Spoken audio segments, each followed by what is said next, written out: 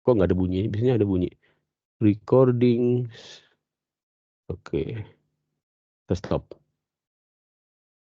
Oke. Beda sama Zoom ya. Kalau Zoom kan bunyi ya. Recording start gitu ya. Ini kok nggak ada suaranya. Oke, ini udah di-record rekan-rekan. Jadi nanti saya akan share recordnya. Saya share lagi ya. Tadi saya kenalan dulu ya. Saya kenalan dulu. Ini menarik sebenarnya bea cukai itu ya. Kalau yang tertarik ya.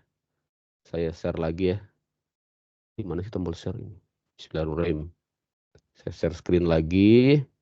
Share screen aja deh. Oke, nah ini ya. Ini PowerPoint-nya sudah PowerPoint. File PDF-nya sudah saya kasih ke Mas Aan ya. Jadi rekan-rekan bisa pelajari dan saya yakin sudah mempelajari ya. Nah, oke, jelas. Jadi saya dari Kementerian Keuangan. Ini ada yang keluarganya dari Kementerian Keuangan di sini? Atau dari bea cukai? Ada yang mau jadi bea cukai nggak? Mau masuk ke bea cukai? Jangan ya. Dihujat mulu ya. Eh, sorry. Saya masuk dengan 2 device ya teman-teman. Jadi ada 2 nama. Oke.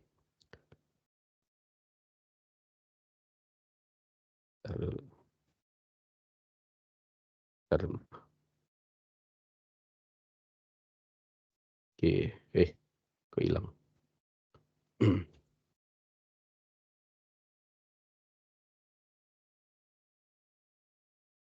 Nah, kenalan ya. Ini daftar riwayat hidup saya. Udah ada yang kenal saya belum? Belum ada yang kenal ya?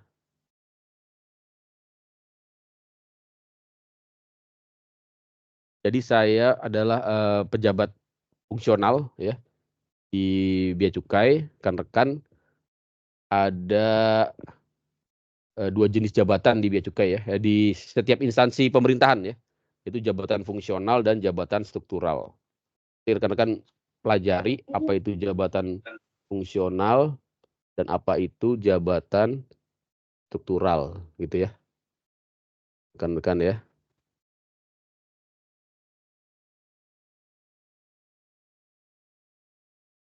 Ini daftar riwayat hidup saya. Saya juga dosen. Nah, jadi ini yang harus teman-teman bisa eh apa, bisa contoh lah gitu ya, bukan contoh. Saya nggak pede kalau harus dicontoh. Maksudnya ya mungkin rekan-rekan bisa apa namanya, menjadi suatu pemikiran gitu ya, bahwa ketika kita me memegang satu profesi gitu ya, kita juga ternyata bisa juga mendalami profesi lainnya. Nah, ngerti ya? Jadi kayak saya, selain saya juga seorang pejabat fungsional di Kementerian Keuangan yaitu di bea cukai, saya juga seorang dosen ya, seorang dosen. Dosen di Sekolah Tinggi Ilmu Hukum IBLAM, nah, ya. Ini sekolah swasta. Ada yang tinggal di Jakarta sini? Kalau yang di Jakarta bisa mampir ya ke kampus Sekolah Tinggi Ilmu Hukum IBLAM di mana? Di Jakarta ya, yaitu di daerah Senen ya, Jakarta Pusat ya. Senen Jakarta Pusat ya. Ada beberapa kampusnya ya. Kemudian saya mendapatkan kepercayaan ya untuk menjadi kaprodi ya. Kita lihat di sini. Kaprodi, ketua program studi S2 di Sekolah Tinggi Ilmu Hukum IBLAM. Jadi Sekolah Tinggi Ilmu Hukum IBLAM itu ada 2 program studi, yaitu program studi sarjana hukum ya dan program studi magister hukum. Saya ketua prodinya untuk yang magister hukum. Kemudian dosen LB ya, dosen LB, dosen luar biasa di Universitas Padjadjaran. Alhamdulillah. Karena kan juga nanti saya harapkan begitu ya. Bah, selain kita sebagai seorang praktisi, misalnya nanti rekan-rekan menjadi akuntan ya, menjadi konsultan pajak atau bekerja di Kementerian Keuangan. sebagai fiskus ya. Fiskus itu apa? Fiskus itu pemungut pajak ya, pemungut pajak ya. Bisa di Direktorat Jenderal Pajak atau bisa di Direktorat Jenderal Bea dan Cukai ya rekan-rekan ya. Nah, tapi jangan kita lupakan segi akademiks ya, segi akademis kita ya. Jadi tetap bisa kita berkiprah di dunia pendidikan seperti yang saya contohkan ya. Kemudian pendidikan formal dulu saya dari D3 ya, Diploma 3 STAN tamat tahun 2001 ya. 2001 udah belum pada lahir juga nih ya. Tadi siapa tadi? Siti ya. 2004 ya. Kalau Aan tahun berapa lahirnya Aan? Aan kayaknya 2002, Pak. oh 2002 ya. Berarti paling seniornya Aan. Gak juga ya. Berarti umurnya 19 ya, 19 20 ya. Saya 2001 langsung masuk di Bea Cukai ya, lulus dari STAN langsung masuk Bea Cukai. Nah, kemudian di tahun 2013 saya baru menamatkan S1. Nah, sini rekan-rekan ya. Jadi ini pelajaran juga ya.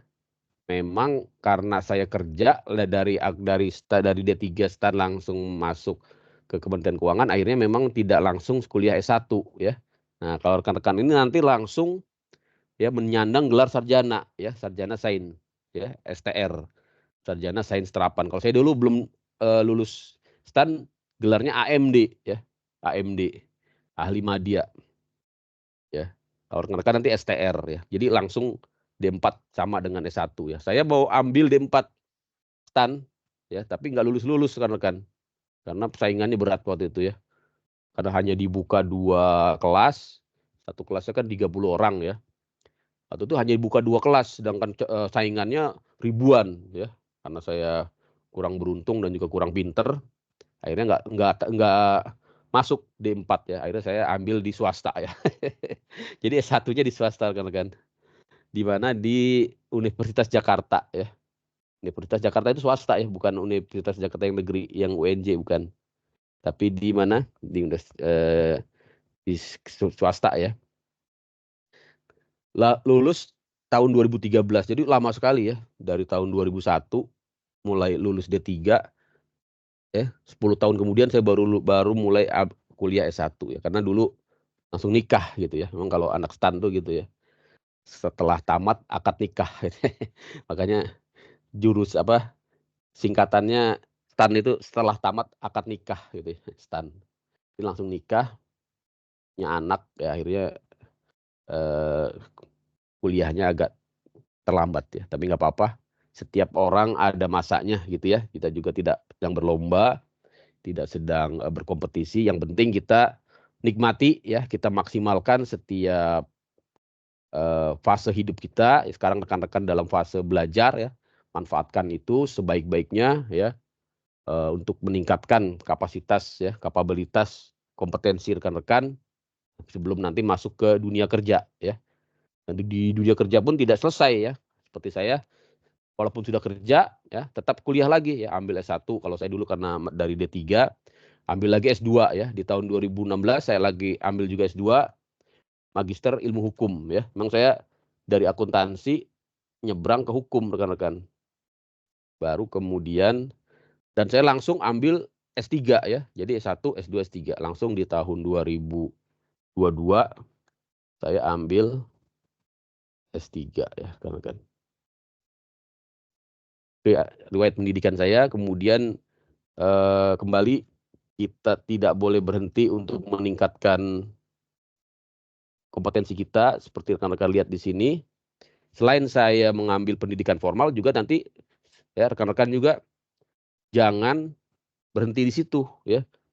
Nantiasa tingkatkan kompetensi kita ya, pelan-pelan tapi ya. Jangan maksa juga ya, jangan terlalu membebani juga ya, semampunya. Artinya tetap ya, work life balance-nya perlu gitu ya. Ambil sertifikasi profesi ya, seperti ini ya, tax audit senior ya, financial report analyst ya, supply chain management ya. Ini apa nih, peningkatan keterampilan dasar ya. Peningkatan keterampilan dasar ini untuk dosen ini ya, untuk dosen. Ya, rekan-rekan ya. Ini dia. Kemudian ini sih dia dari kantor ya, pelatihan ahli hukum kepabeanan dari kantor. Nah, ini brevet ABC ya, brevet ABC ini untuk mengambil sertifikasi ahli perpajakan ya, praktisi perpajakan, rekan-rekan ya. Nah, ini publikasi ilmiah, rekan-rekan. Kalau seorang dosen ya, nanti harus membuat publikasi. Itulah yang menjadikan daya tarik menjadi dosen ya. Daya tariknya karena nanti kita harus publikasi. Seperti saya di sini rekan-rekan lihat ya, secara reguler ya, mulai sejak saya jadi dosen, yaitu di tahun 2001 lah saya mulai jadi dosen ya. Saya ini ya, saya secara reguler mengeluarkan publikasi ilmiah ya di berbagai jurnal ya. Rekan-rekan ya, ini saya singkat aja ya. Mudah-mudahan ini memacu rekan-rekan, karena nanti rekan-rekan juga sebagai mahasiswa ya harus juga melakukan publikasi ilmiah ya kan, untuk syarat kelulusan ya. Jadi biasakan ya curhatnya di publikasi ilmiah sekarang ya. Jangan lagi cuma sekedar curhat di medsos ya, tapi mulai kembangkan pikirannya dengan membuat tulisan-tulisan ilmiah, kemudian dipublikasi ke jurnal ya, dengan jurnal-jurnal ilmiah. Seperti saya di sini ya, sejak tahun 2021 ya sudah tidak lagi ngepost di blog ya, di blog-blog tapi mulai saya posting di jurnal ilmiah. Nanti kalau untuk dosen memang ini suatu keharusan ya. Kalau untuk rekan-rekan ya tentunya nanti menambah kompetensi ya, menambah kurikulum vitae-nya, sehingga nanti ketika apply ya, mengajukan lamaran ya atau mencari pekerjaan akan menjadikan daya tambah ya, daya saing yang semakin maju gitu ya, kan kira-kira itu ya. Baik, kita langsung aja, mungkin saya satu-satu ini ya, karena pertemuan pertama. Untuk materi sih rekan-rekan bisa tonton di YouTube ya sebenarnya. Kita lebih ke ini aja deh, lebih ke perkenalan dulu ya. Jadi untuk materi rekan-rekan bisa tonton di YouTube saya ya. Nah, tadi kok saya kehilang ya. Oke, mungkin saya mau kenalan dulu satu-satu dari yang muncul di layar saya aja ya. Yang pertama nih, sambil saya catat kali ya. Saya ambil buku dulu. Suka lupa soalnya. Ada 37 soalnya nih, banyak banget ya. Mudah-mudahan ada tetangga di sini. Dari Pas Aan dulu deh. Ini Mas Aan luar biasa nih. Ya, yang lain belum kenalan dia sudah WhatsApp-in saya gitu ya. Kalau ketua kelas pasti nilainya udah jelas ini. Mas Aan tinggal di mana, Mas Aan?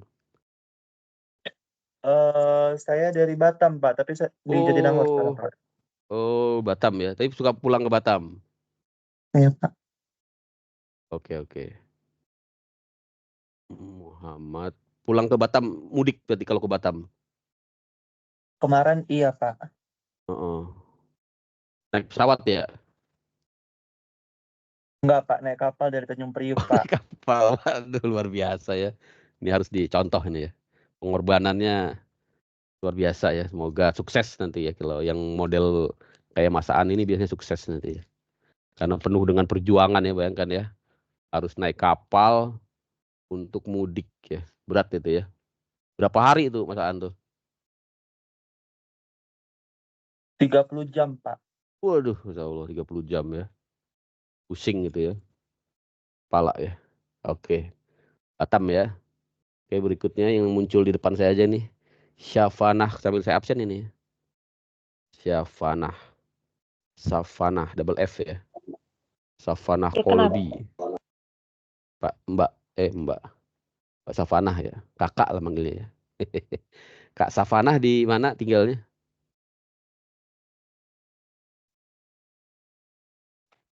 Di Di mana? Halo? Bandung. Oh, Bandung. Oh, enak deh, deket ya. Oke. Hanya apa lagi ya? Tinggal di Bandung ya. SMA-nya di Bandung berarti ya?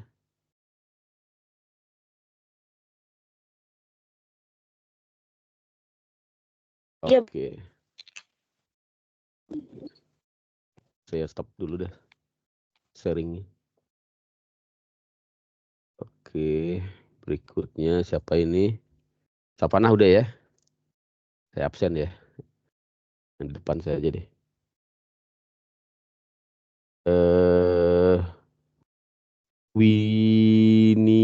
Winima.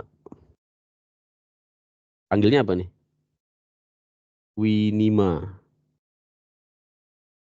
Winima Rena dia. Mana Kak Winnie. Panggilnya apa? Rena. Di unmute dulu, di unmute. Saya unmute ya.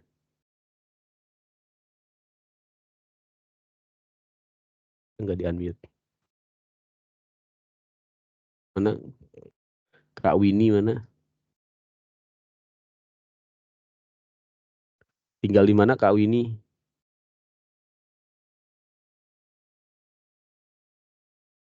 Halo? Ada kendala?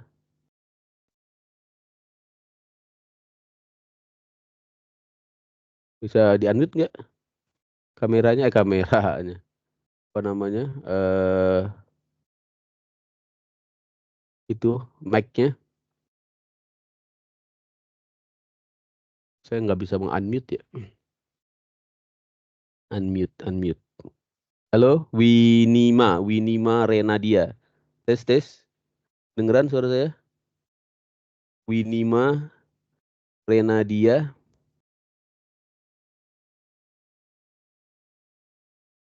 Halo? Mana Winima? Tes. Kok nggak ada suaranya?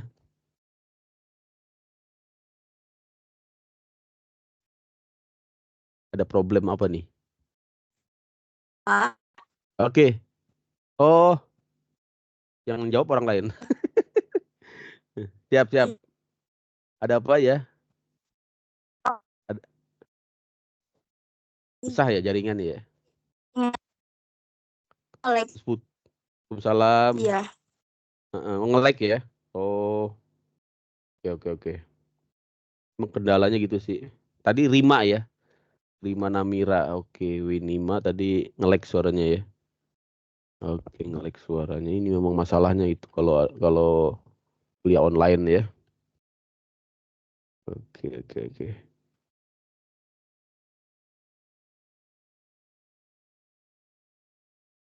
Itu saya buka aja deh suaranya semua. Bisa nggak ya? Nggak bisa ya.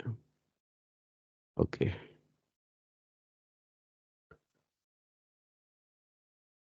Berikutnya siapa nih?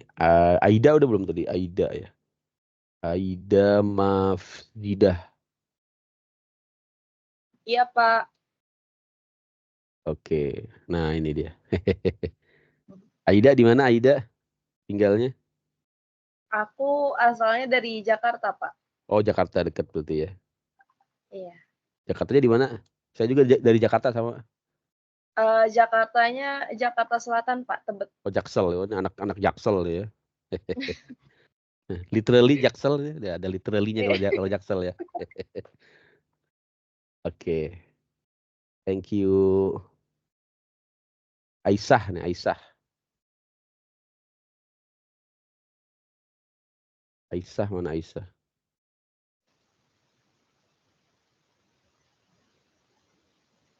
Aisyah nggak ada ininya nih. Nggak ada kameranya nih. Mana Aisyah?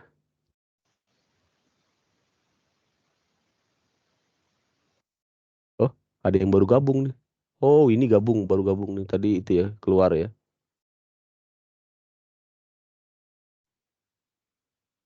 Oke. Mana Aisyah? Aisyah gitu ya lagunya ya. Oh, suaranya nggak kedengar. Ini pengen ngomong tapi nggak, suaranya nggak keluar nih Aisyah ini. Oh, baru kelihatan ini. Oke, lagi di rumah kayaknya nih ya. Dari mana Aisyah? Oke. Jam berapa nih? Jam 2 ya, masih lama sih. Kita sampai jam 4 ya. Susah ya? Kok nggak kedengeran suaranya?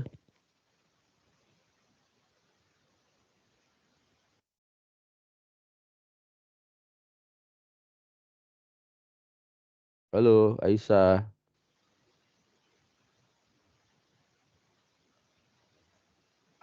Nggak kedengeran. Oh, ini mic-nya bermasalah kayaknya. Oke. Itu di chatting aja, di chatting.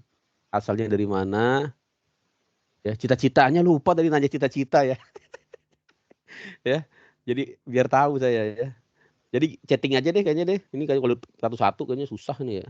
Jadi rekan-rekan chatting aja. Bisa kan chatting ya, chat ya. Di situ ada chat di atas tuh ya. Di atas kalau di saya sebelah kiri ya. Sebelah kiri itu ada chat ya. Rekan-rekan chatting aja kota asal dan cita-citanya gitu ya. Nanti kan saya bisa baca gitu ya. Oke ya. Kalau satu-satu kayaknya kelamaan. Baru 5 orang ya. Ini ada berapa orang nih? 37 ya. Oke, jelas ya. Silakan di chat ya nama, kota asal dan cita-cita ya. Cita-cita penting ini ya. Jangan sampai salah masuk jurusan gitu ya. Cita-citanya dokter masuk jurusan akuntansi pajak ya. Cita-cita ataupun ya cita-cita lah, cita-cita tuh maksudnya kalau kita kan sudah bukan cita-citanya yang mengawang-awang lagi ya. Pasti cita-citanya tuh sudah lebih lebih konkret gitu ya, lebih konkret dan lebih terukur gitu ya, terukur ya. Ya. Nah, kota asal, cita-cita ataupun rencana ya, rencana sudah studi, kemudian mengapa masuk ke jurusan akuntansi pajak. Nah, itu ya, di chatting aja ya. Ini saya share pertanyaannya deh. Saya share pertanyaannya. Kan.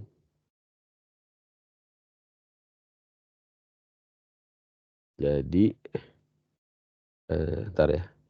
Saya mau share apa tadi? Ini ya. Chat ya. Chat. Tulis di kolom chat ya. Tulis di kolom chat. Kelihatan ya. Kota asal ya. Kota asal. Terus cita-cita ya. Cita-cita atau rencana ya. Cita-cita atau rencana atau rencana setelah lulus ya. Mau ngapain, mau nikah bagaimana. Kalau nikah sih pastilah ya. Pastilah kita mau menikah semua ya. Tapi kan maksudnya secara profesional kita mau apa gitu. Masa nikah doang gitu ya. Maksudnya mau jadi akuntan pajak, mau jadi konsultan, apa mau melamar sebagai PNS ya. Kemudian satu lagi, tadi apa tadi? Kenapa ya? Mengapa masuk kenapa tertarik gitu ya? Atau tidak tertarik? Tertarik di D4 ya. Akuntansi pajak ya. Di tempat AKPA ya, akuntansi pajak singkatannya AKPA ya. Akuntansi pajak. Unpad ya. Oke, silakan di chatting aja ya. Tekan teman-teman di chatting. Nah, kalau saya absen satu-satu kelamaan nih baru 5 orang. Padahal ada 37. Oke ya. Jelas ya? Silakan di chatting sekaligus untuk saya mengecek ke kehadiran dan keaktifannya. Silakan di kolom chat siapa? Ini belum ada yang masuk chatnya. Masih berpikir apa cita-cita saya gitu. Mana belum ada yang chatting ini.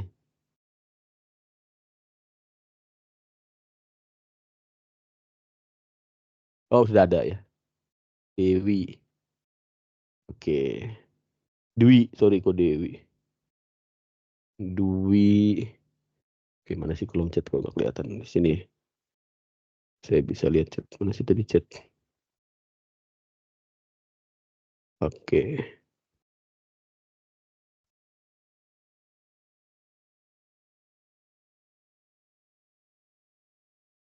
Oh, hilang sih. Ntar saya stop share dulu. Saya mau baca chatnya. Oh, sudah banyak nih masuk. Wini keluar masuk terus nih. Nama. Apa tadi?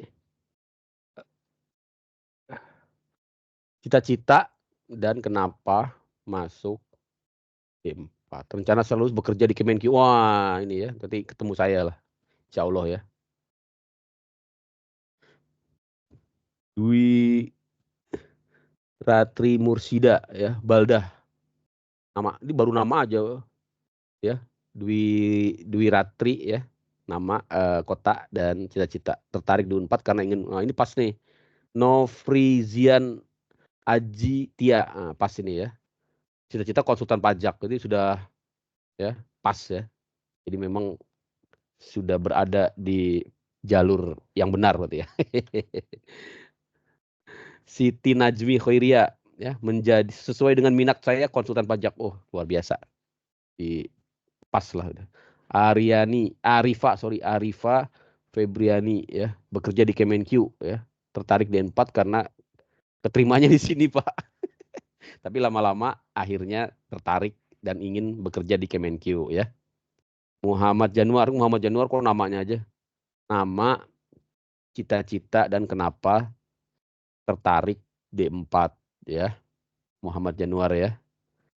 Ditri Damanik ya, Medan, cita-cita di KPK. Wah, luar biasa ya. Alasan masuk D4 keterimanya di sini. Tenang aja ya. Nanti dari sini bisa juga masuk KPK ya. Karena banyak ya, di KPK juga butuh para ahli-ahli pajak ya. Lanjut. Tania Ananta Dewi, Karawang. Wah, Karawang deket nih ya. Deket Jakarta maksudnya. Ya, lu bekerja sesuai dengan jurusan ya. Jadi kalau sesuai dengan jurusan ya berarti akuntan ya, menjadi akuntan atau konsultan pajak ya, atau menjadi tax officer lah ya. Menjadi fiskus. Tertariknya ya karena keterima di sini ya. Rata-rata karena keterima di sini ya. Karena ya Suci Padang, oke, menjadi konsultan, tertarik. Wah, ini pas ini ya. Sesuai dengan minat yang begini yang pas ini ya. Semoga kuliahnya semangat ya. Herdianda ya. Oh, dari mana? Lampung ya. Cita-cita pilot dapatnya di Unpad. Oke, bisa nggak ya? Bisa aja ya. Saya aja bisa ya. Beberapa teman saya akhirnya dia ambil kursus pilot ya. Tapi memang dia sesudah kerja di Bea Cukai ya, mungkin ada penghasilan, dia ambil pelatihan pilot gitu ya. Tapi ya tentunya kapal-kapal kecil ya yang bisa, pesawat tuh, bukan kapal ya, pesawat-pesawat kecil yang bisa dia terbangkan gitu ya. Oke.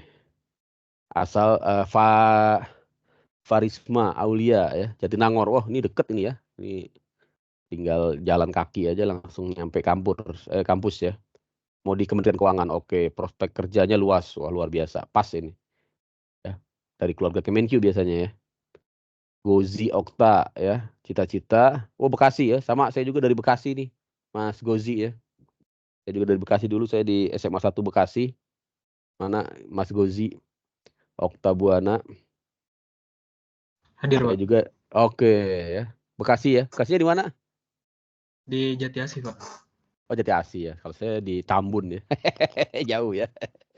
Dulu di SMA 1 Bekasi ya. Lulus keterima di STAN alhamdulillah. Tapi ini udah pas nih Mas Gozi nih. Jadi auditor ya. Keren. Anissa Salma Cilegon. Jauh juga ya. Mau menjadi konsultan pajak. Oke, pas, cocok lah. Pasti tertarik masuk di 4 Akpa Unpad ya. Salsabila, Nadia Salsabila nih, Nadia nih. Pengen bekerja di instansi atau perusahaan yang diinginkan karena prospek kerjanya bagus ya, cocok ya. Ini anak saya juga saya prospek ke akuntansi ya. Pengennya ke dokter ya, tapi kok biaya kedokteran mahal gitu. Jadi saya hitung-hitung udah masuk akuntansi aja ya. Rima Namira asal Bandung ya, menjadi konsultan setelah lulus. Oke. Tertarik karena sudah tertarik dan keterima gitu ya, Rima. Wah, luar biasa ya. Ini yang kita harapkan ya. Sudah ketarik, diterima. Oke.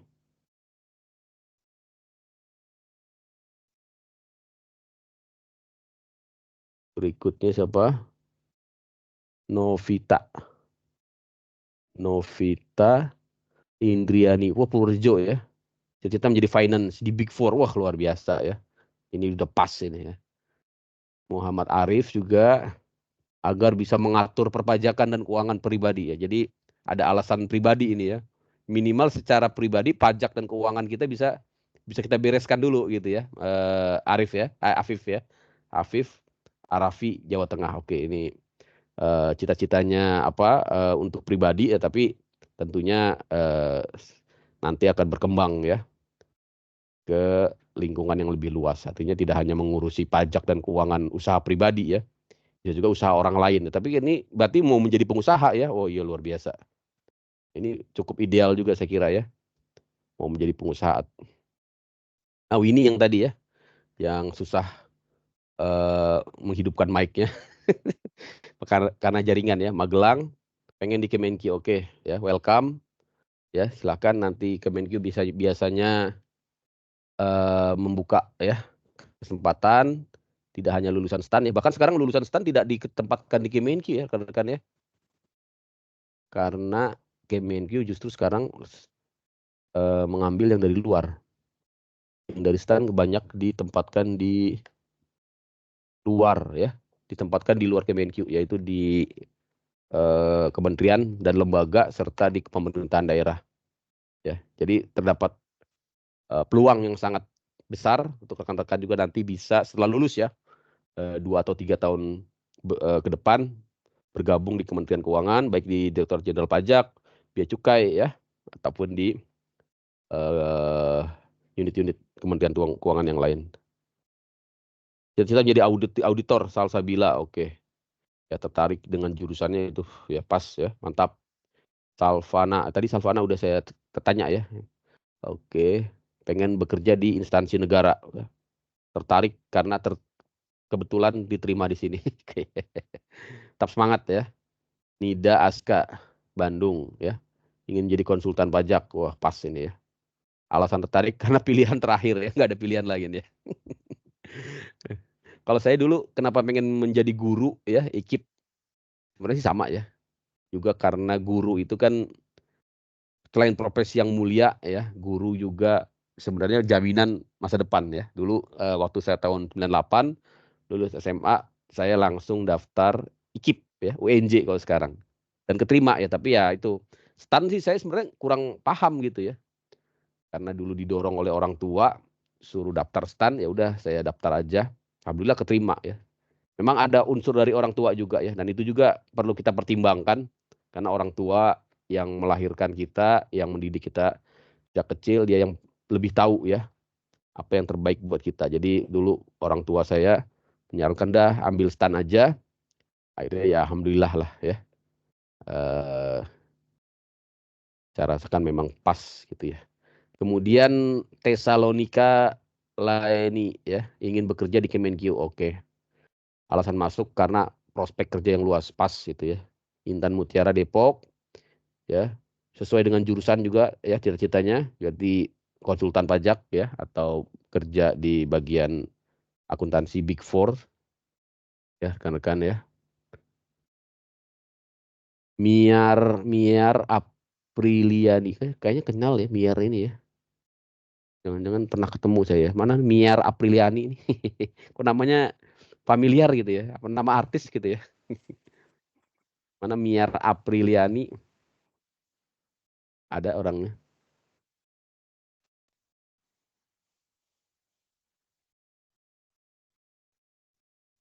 Cita-cita pegawai BUMN, prospek kerja luas. Oke. Nah, ini dia. Halo. Mana Miar? Panggilnya apa sih? Bacanya apa? Miar ya? Miar ya? Halo. Mana ini?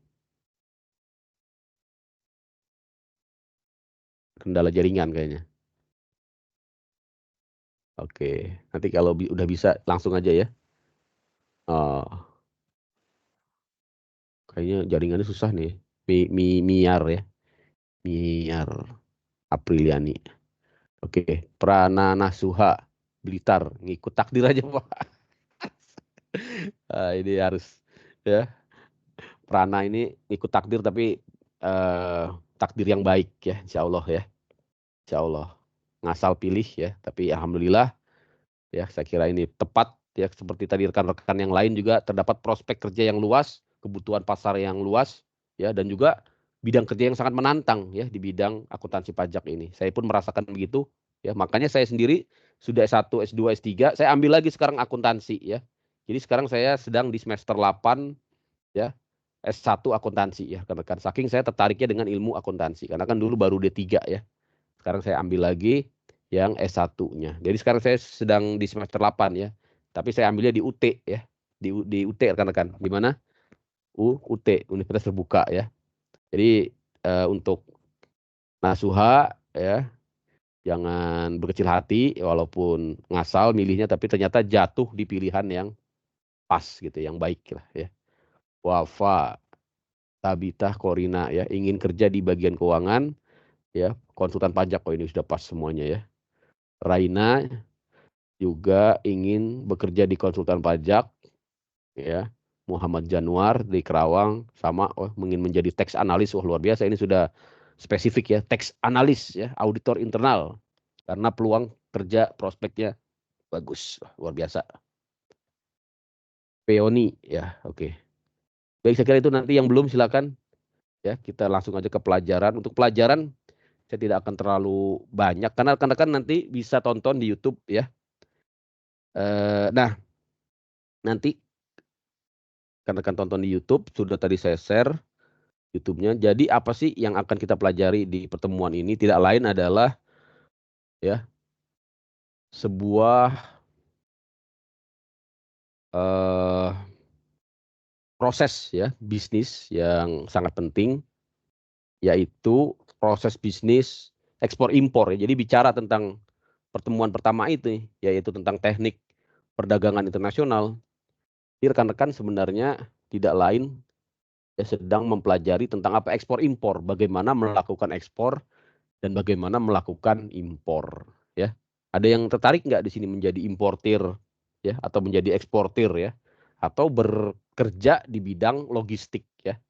Kerja di bidang logistik itu artinya yang mengurusi ya, memberikan jasa transportasi ya, ataupun jasa pengiriman barang ya. Itu pun bidang usaha yang sangat prospektif ya rekan-rekan ya.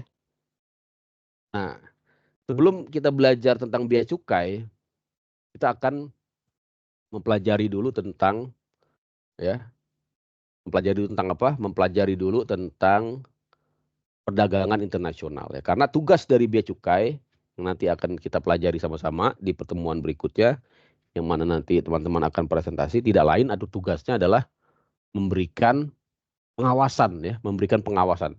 Mengawasi perdagangan internasional, mengawasi ekspor dan impor. Nah, ini alur yang terjadi ya, proses yang terjadi secara klasik.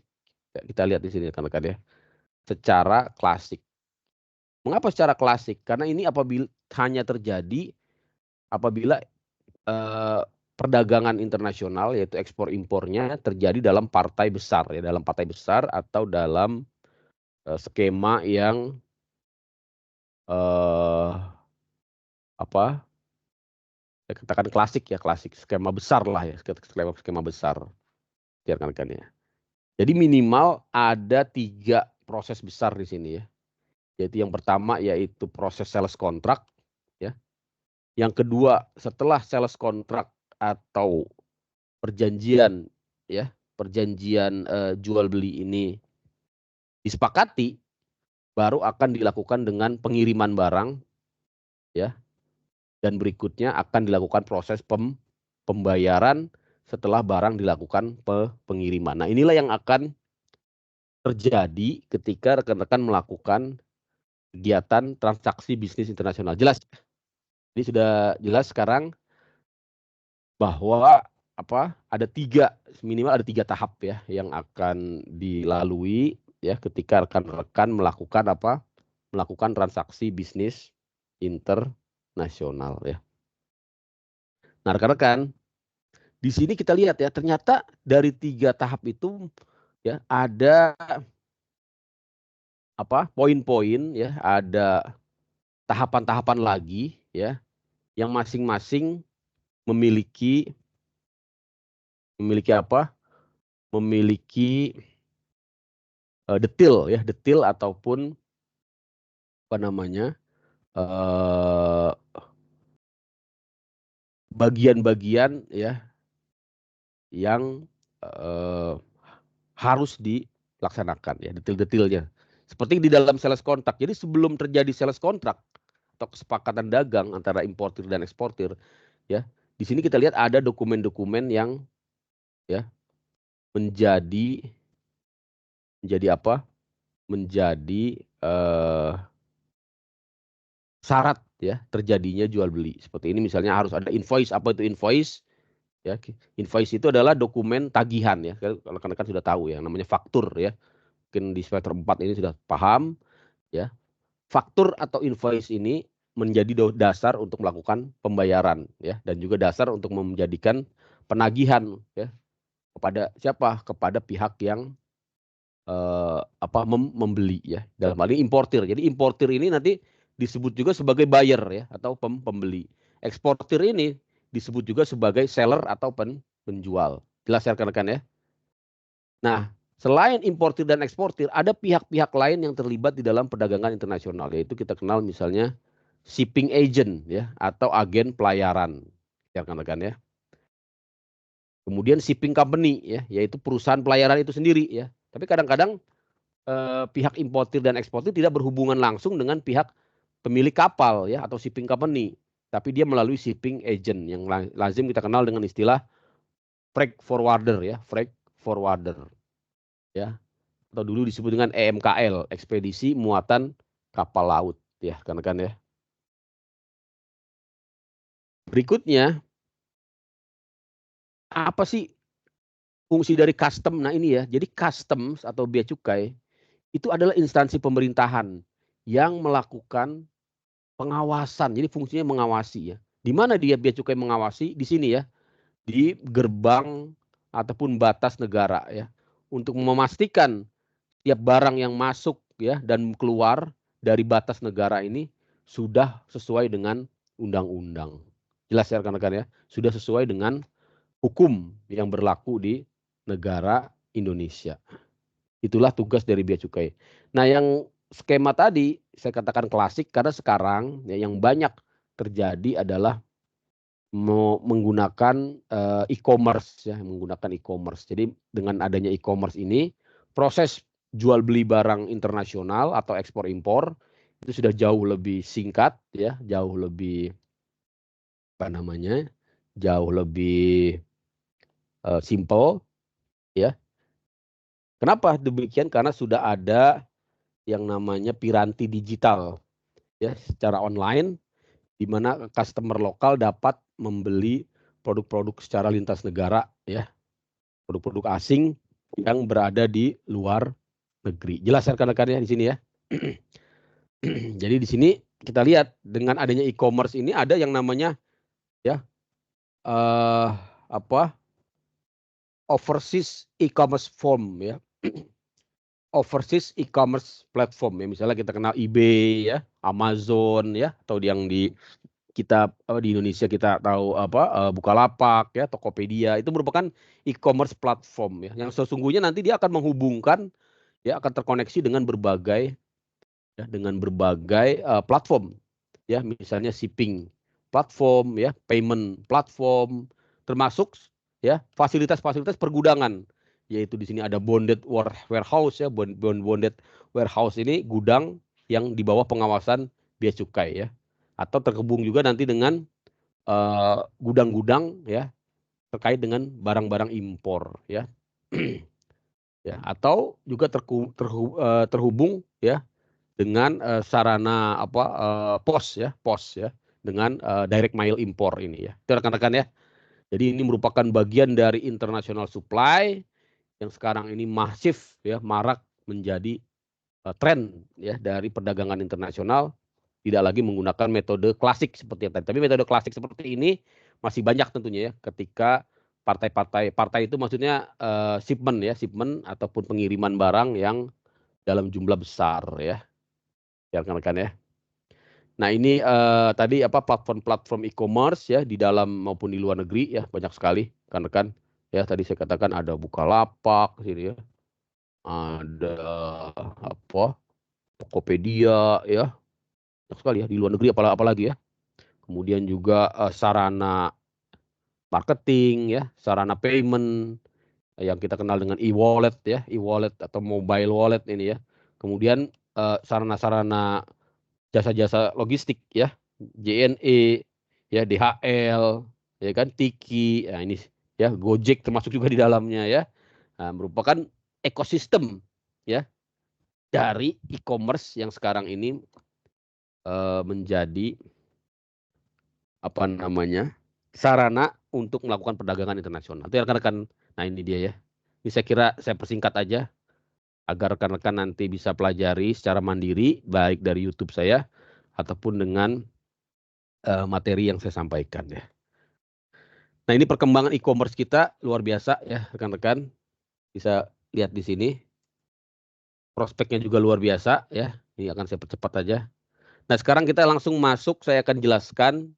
Nanti rekan-rekan juga harus bisa menjelaskan seperti saya ya di pertemuan berikutnya dalam bentuk presentasi, yaitu bentuk-bentuk sales contract ya.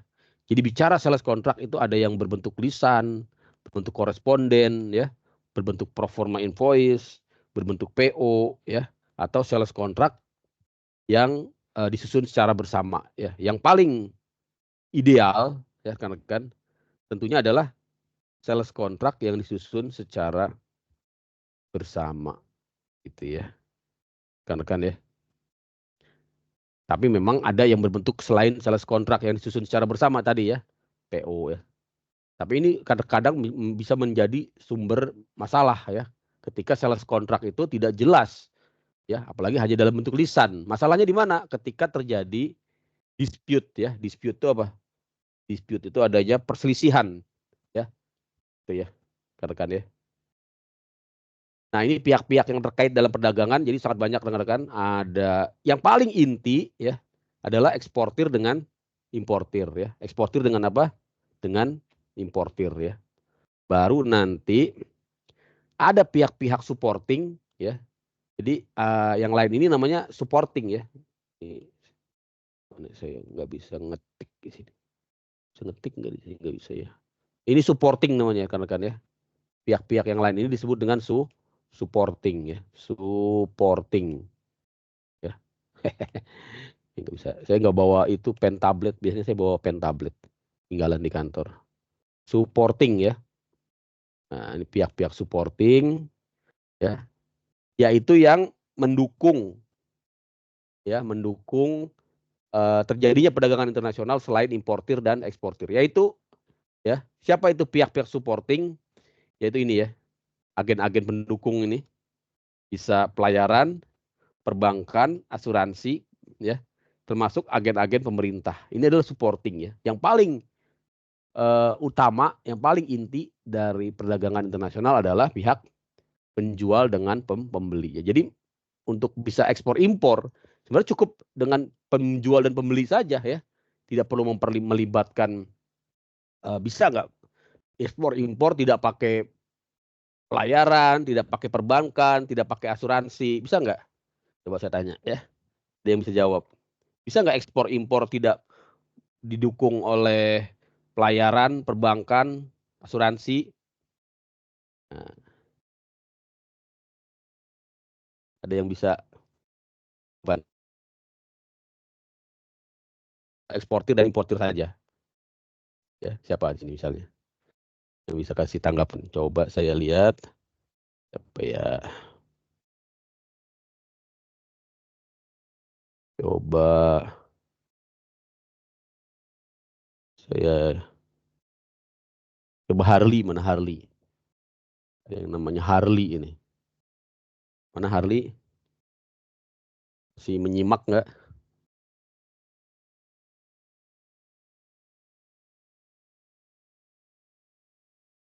Tes. Ada Harley di sini, Harley. Bisa nggak ekspor impor itu hanya apa? Terjadi antara importir dan eksportir saja. Bisa tidak? Ayo, bisa tidak? Sorry, saya mau.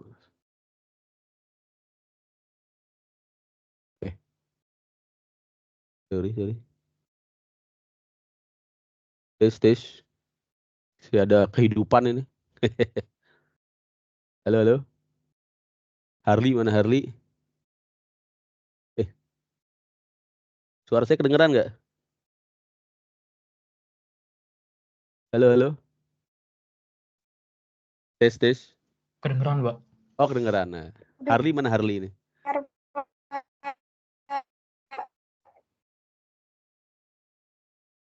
Tes. Harley. Ada kan nama Harley di sini?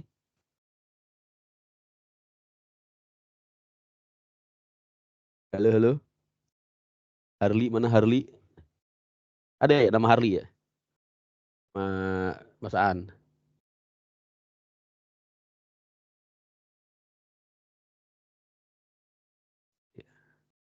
Coba kita pin ya.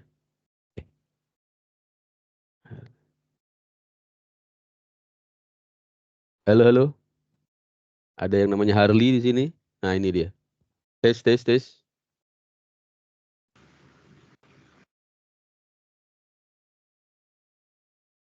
Halo. Harley, mana Harley? Ada masalah apa nih?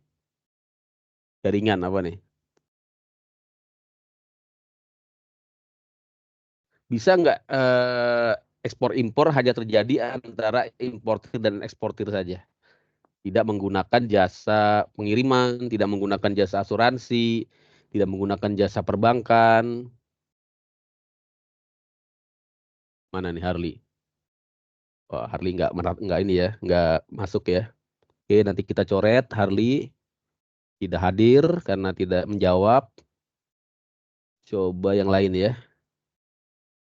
Untuk Harley tidak hadir ya. Coba Naya ya. Coba yang namanya Naya mana? Ada yang namanya Naya.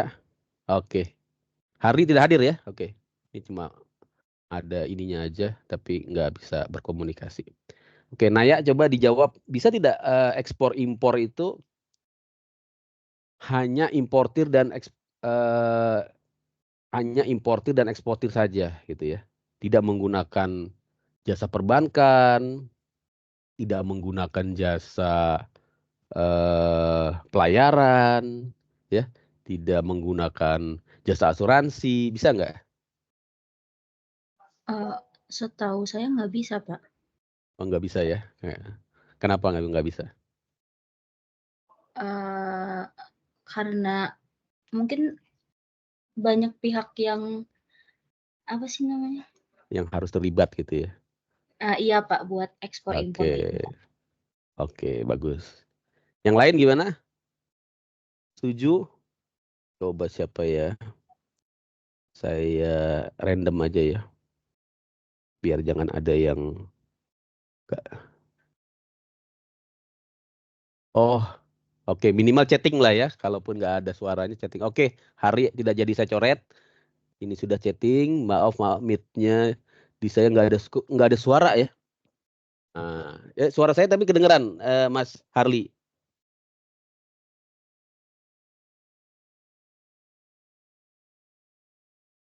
Suara saya kedengeran nggak? Apa Mas Harley aja yang nggak bisa bersuara? Kedengeran Pak. Dengeran ya harusnya ya. Oke. Oke, kalaupun nggak bisa jawab dengan itu di chatting juga nggak apa-apa ya. Biar saya tahu tetap terkoneksi dengan pelajaran. Karena biasanya gitu kalau online ya sambil tidur ya. Sambil apa gitu ya. Jangan ya. Nah, saya tetap akan cek. Tadi siapa? Tadi Naya udah ya. Naya oke bagus jawabannya. Saya coba siapa ya? Tadi masalah ekspor impor ya, ngerti ya pertanyaannya ya. Coba Gozi ini ada yang namanya Gozi. Gozi belum tadi ya? Hadir, Pak. Ada ya. Oke, kita lihat ya, Pak.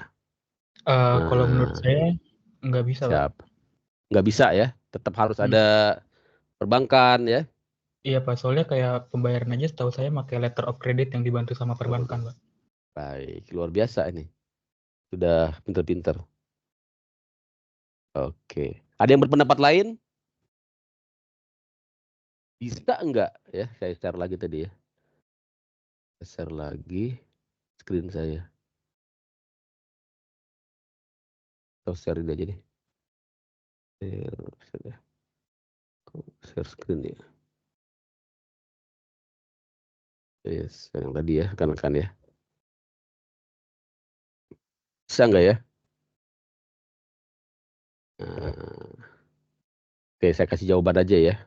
Jadi sebenarnya memang kalau kita perhatikan jarang gitu ya, atau sangat kecil kemungkinannya. Jadi kalau ditanya bisa atau enggak sebenarnya masih memungkinkan ya, rekan-rekan ya.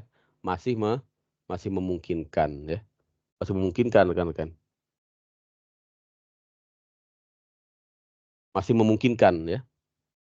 Bagaimana caranya?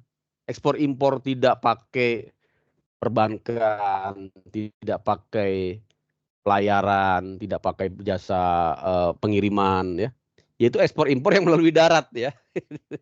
Ekspor impor yang melalui darat ya. Misalnya di perbatasan antara Indonesia dengan Papua Nugini ya.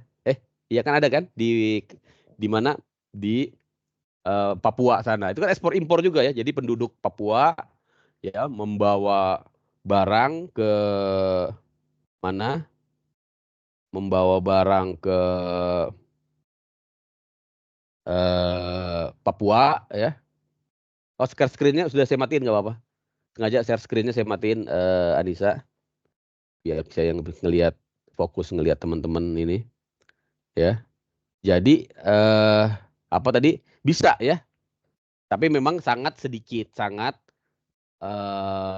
kecil kemungkinannya atau bukan sangat kecil kemungkinannya, sangat jarang gitu ya, sangat jarang. Jelas ya? Itu hanya terjadi di mana? Terjadi di pos-pos perlintasan batas atau PLB, istilah bea cukainya PLB ya. Pos lintas batas. Jadi dia tidak pakai perbankan ya, karena misalnya belinya langsung cash. Ya, dia pakai uang ya, pakai uang sendiri. Kemudian jalan sendiri ya, bawa mobil sendiri ya, dibawa sendiri lewat darat ya kan, tidak pakai kapal, tidak pakai pesawat ya. Ya, dan juga tidak buka LC tentunya ya, tidak buka LC, tidak perlu buka asuransi. Nah, tapi itu yang sangat jarang ya, sangat jarang. Oke, jelas ya. Jelas kan? Tapi secara umum sudah benar tadi yang disampaikan oleh Naya ataupun yang disampaikan oleh Gozi ya, bahwa secara umum yang namanya ekspor impor tidak mungkin ya, tidak menggunakan unsur ataupun agen pendukung ya, dalam bentuk tadi pelayaran, minimal pelayaran dan pembayaran, jasa pelayaran, jasa pengiriman ya, jasa pengiriman dan jasa pelayaran itu ya rekan-rekan ya. Nah, ini saya share lagi. Jelas ya? Oke. Saya kira itu ya. Nanti rekan-rekan bisa tonton di YouTube ya, kalau kurang jelas.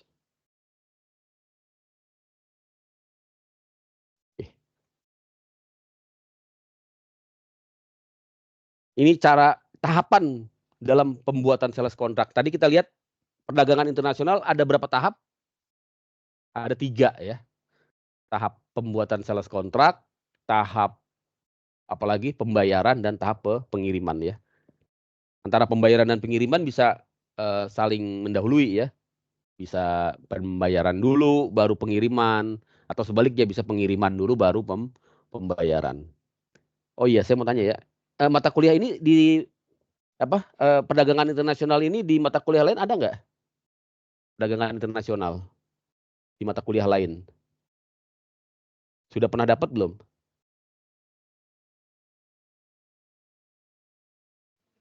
Mata Belum, Pak. kuliah. Oh, belum ya, berarti baru ini dapatnya ya. Oke.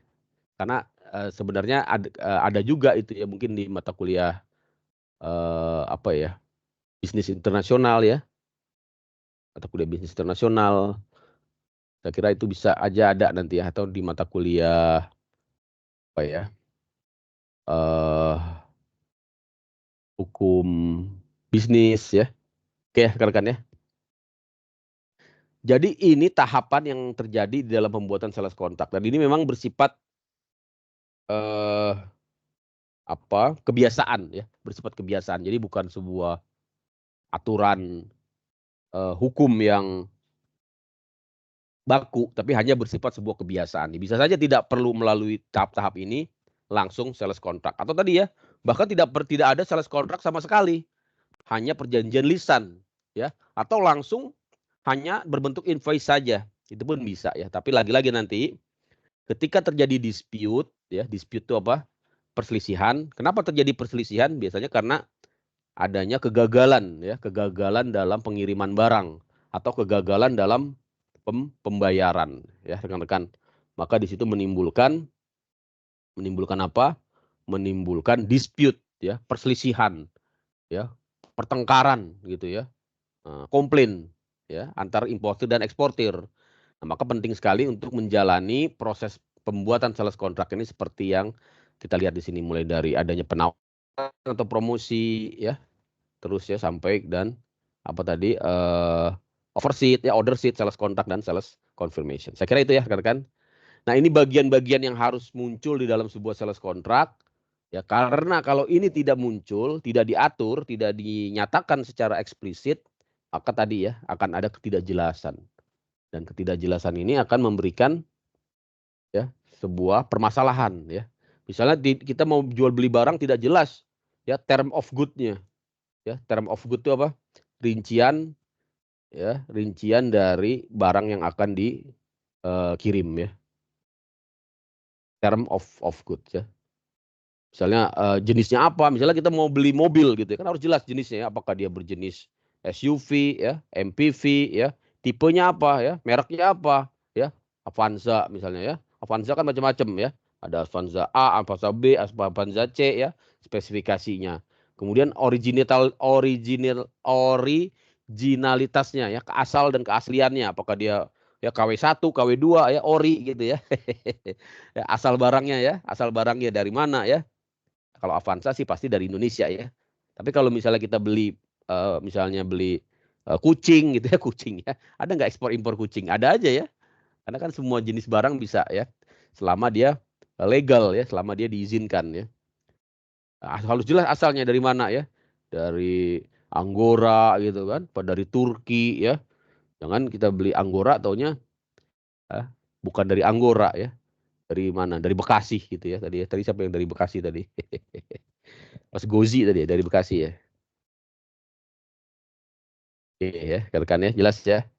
Kemudian bagaimana syarat-syarat pengapalan ya, cara-cara pengapalan. Ya, apakah dia melalui pelabuhan apa? Di sini harus jelas ya. Melalui Cina ya, Wuhan, pelabuhan Wuhan.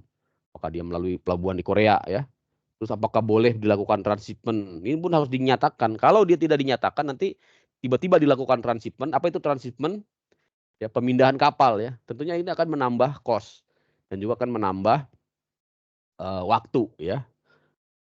Nah, kita mengenal rekan-rekan ini sangat penting sekali yang namanya Incoterms ya, Incoterms. Nanti kita akan bahas khusus di hari ini ya. Tentang apa itu Incoterms yang merupakan ketentuan hukum internasional di bidang pengiriman barang. Ya, rekan-rekan ya. Kemudian bagaimana cara pembayarannya, apakah menggunakan LC atau tidak menggunakan LC ya. Kemudian yang terakhir, dokumen-dokumen apa saja ya yang dipersyaratkan di dalam ekspor impor ini ya. Ya, rekan-rekan ya, jelas ya. Intinya sales kontrak ini akan menjadi dasar ya. Dasar apa? Dasar terjadinya dasar hukum ya, dasar hukum, dasar terjadinya ya ekspor dan impor ya. Nah, yang salah satu yang sangat penting dalam sales kontrak yang harus tercantum yaitu yang disebut dengan terms of delivery ya, terms of delivery. Ya, rekan-rekan ya. Terms of delivery. Jelas ya? Oke. Apa itu terms of delivery? atau Incoterms. Jadi kita belajar tentang terms of delivery, yaitu syarat-syarat tata cara pengiriman itu diatur ya secara internasional di sebuah aturan yang sangat penting yang disebut dengan Incoterms 2020 ya. Kenapa dia disebut dengan Incoterms 2020? Karena dia dikeluarkan pada tahun 2020 oleh siapa? Oleh International Chambers of Commerce ya, Kadin atau Kamar Dagang ya, industri internasional ya, kadinnya internasional. Apa sih Incoterms itu? Itu tadi ya aturan dalam perdagangan internasional yang diterima oleh berbagai otoritas pemerintah dan praktisi perdagangan internasional. Apa isinya? Isinya adalah termin ya, termin itu terminologi atau istilah atau singkatan ya, Incoterms yang terdiri dari 3 huruf ya. Jadi untuk mengatur bagaimana barang tersebut dikirim ya, apa saja hak dan kewajiban para importir dan eksportir itu cukup diatur dengan 3 huruf ini. Cukup dengan mencantumkan 3 huruf ya. EXW, FCA, CIP, FOB dan lain-lain. Nanti ada berapa? Ada 11 rekan-rekan ya. Dan ini nanti akan menjawab ya, akan memberikan kepastian ya terkait dengan pembagian hak ya dan kewajiban masing-masing pihak. Jelas ya? Contohnya apa? Contohnya ini. Bagaimana kalau ada kecelakaan ya, damage ya.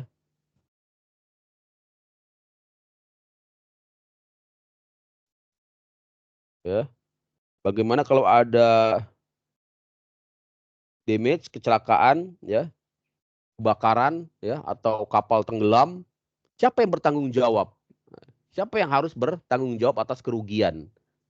Ya. Bagaimana cara memastikannya? Maka kita harus lihat sales kontraknya.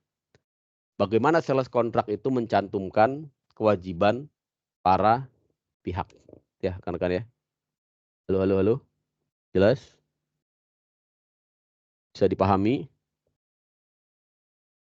Tes. Jelas, Pak. Oh, jelas. Coba ya. Nanti dia nanyanya deh. Incoterms ya, Incoterms. Contohnya ini rekan-rekan tadi ya, kejadian adanya damage, kehancuran ya, malapetaka di tengah laut. Maka kalau kita menggunakan Incoterms ya, ini akan jelas ya, siapa yang bertanggung jawab, apakah importir ataukah eksportir. Karena Incoterms ini akan mengatur ya, siapa yang berkewajiban mengurus perizinan. Misalnya, siapa yang berkewajiban mengurus ekspor impor, mengurus transportasi, siapa yang berkewajiban mengurus dokumentasi pelayaran, termasuk siapa yang menanggung resiko ya. Di titik mana resikonya beralih. Yang ketiga, siapa yang menanggung biaya. Nah, ya. Itu ya, jelas rekan-rekan ya. Contohnya ini rekan-rekan, ada 11 Incoterms ya, terms ya. Ada 11 ya. Dan dimulai dari EXW, ini EXW sampai yang paling maju, yang paling advance, maksudnya maju itu yang paling dekat dengan tempat penyerahannya importir, yaitu DDP ya. Nah, jadi ada EXW, FCA, CPT, CIP, DAP, DPU, DDP ya, FAS, FOB, CAF, CFR ya. Karena kan lihat di sini ada yang khusus untuk moda transportasi laut dan darat ya. Tapi ada yang bisa digunakan untuk semua moda transportasi. Ini jangan sampai keliru. Kalau kita mau mengapalkan barangnya lewat darat, ya jangan kita gunakan CPT. Sorry. Kalau kita mau mengapalkannya, ini kan khusus untuk laut ya. Jadi FAS, FOB, CIF, ya, CIFR ini khusus untuk laut. Jadi kalau kita misalnya lewat udara, lewat pesawat, jangan gunakan CIF, nanti terjadi dispute ya. Misalnya kesepakatan kita CIF Jakarta ya, kondisi Incotermnya. Tapi barang dikapalkan lewat pesawat. Tentunya ini akan menjadi dispute ya rekan-rekan ya. Ini perlu paham. Nanti rekan-rekan akan bekerja sebagai konsultan, itu juga harus paham tentang Incoterms ini ya. Jadi apa yang diatur di Incoterms tadi tidak lain adalah bagaimana kewajiban pembeli Ya, ini pasal-pasalnya, kewajiban-kewajibannya. Nah, ini contohnya rekan-rekan. Kita lihat di sini, ini saya gedein aja. Ya, saya gedein. Contohnya ini ya, kalau Incoterms-nya EXW, rekan-rekan, ya kalau Incoterms-nya EXW, maka kewajiban si orang pembeli, ya, kewajiban seorang pembeli sangat besar sekali.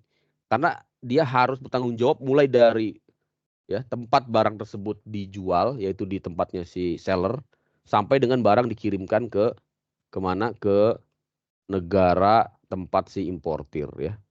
Sedangkan kalau kondisi EXW ini kewajiban si seller sangat minim sekali karena si seller tidak mau tahu, tidak akan bertanggung jawab. Dia ketika menjual barang sebagai eksportir, dia taunya barangnya silakan ambil sendiri di tempat saya. Istilahnya gitu ya. Itu kalau kondisi EXW. Kalau kondisi FCA nanti ada kewajiban seller sampai dengan barang tersebut dikapalkan ya, di mana di pelabuhan ya atau di bandara ya. Intinya seperti itu rekan-rekan ya. Jadi semakin kita menggunakan Incoterms yang berbeda-beda, maka akan menimbulkan hak dan kewajiban yang berbeda terhadap para pihak. Jelas sampai di sini ya. Jadi saya percepat aja ya, karena waktunya juga nih. Udah jam berapa nih? 3:30 ya. Jam 3 lewat ya. Nah, ini rekan-rekan dari tabel ini, rekan-rekan bisa pelajari nanti ya. Mungkin juga akan keluar nanti di UAS ya. UTS sudah ya kemarin ya. Jadi sama saya nanti tinggal UAS saja. UAS nanti murni pelajaran kepabeanan saja. Tidak lagi pelajaran pajak daerah ya, rekan-rekan ya. Nah, jadi kalau kita lihat tabel ini ya, ada 11 di sini ya. 1 ya, 2 3 4 5 6 7 8 9 10 11 ya, ada 11. Ya, 11 kan? Nah, kita lihat di sini yang paling banyak menanggung beban kewajiban ya adalah untuk kondisi ex-work ya, ex-work ini ex-work ya. Bahasa Inggris ini ya, bahasa Indonesianya sih agak susah nih menerjemahkannya ya. Ya. Jadi ya di bahasa Indonesia kan tetap ex-work juga ya. Ya, kalau diterjemahkan secara apa? Letterlek ya, mantan kerja bukan ya. Ex-work mantan kerja berarti. Ex kan mantan ya. Works apa? Kerja ya. Kan ya. Jadi tetap kita terjemahkan sebagai ex-work. Nah, kita lihat di sini. Yang warna hijau ini adalah kewajiban seller. Seller tidak memiliki kewajiban apa-apa ya. Dapat kita katakan sangat minim. Dia cukup menyiapkan barang di gudangnya.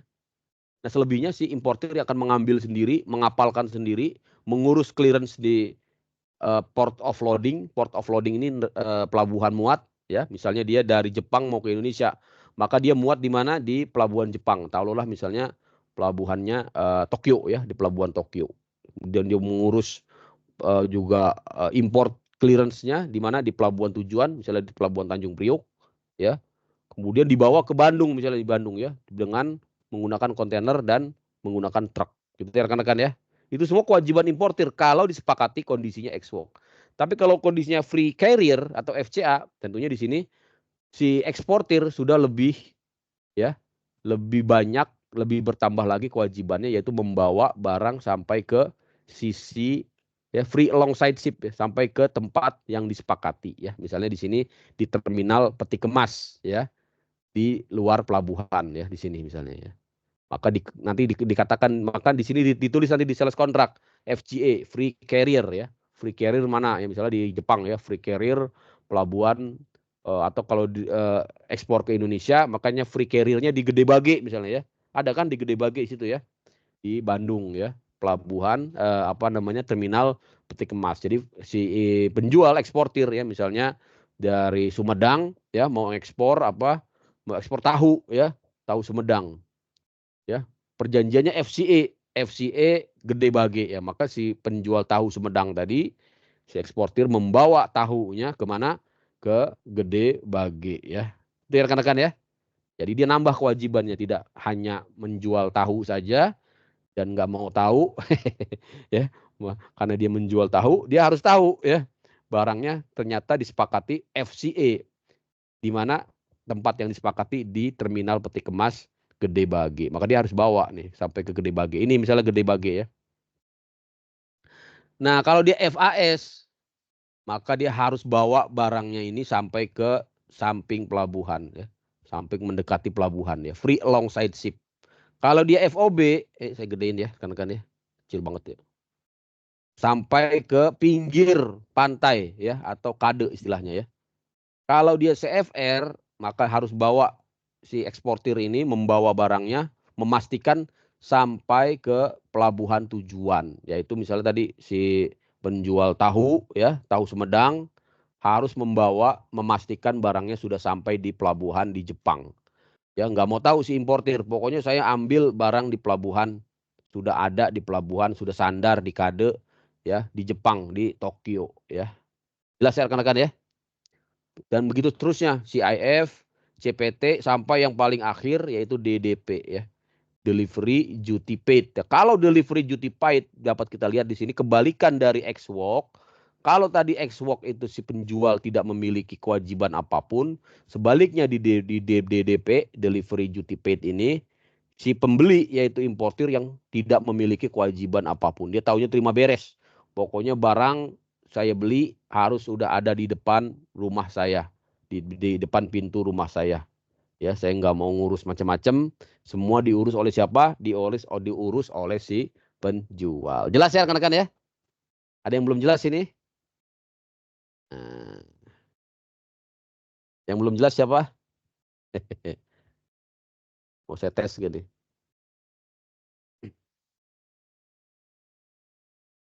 Coba ya.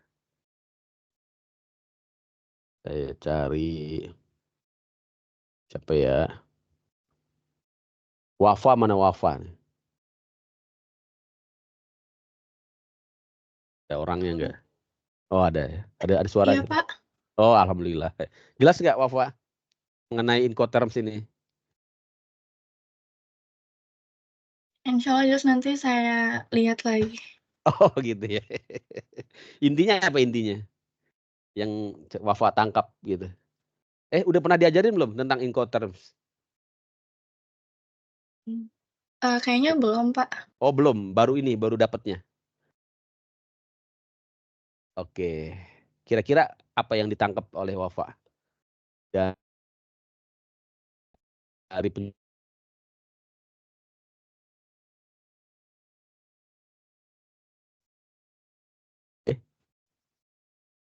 sorry. Stop stand dulu deh. Tes. Halo.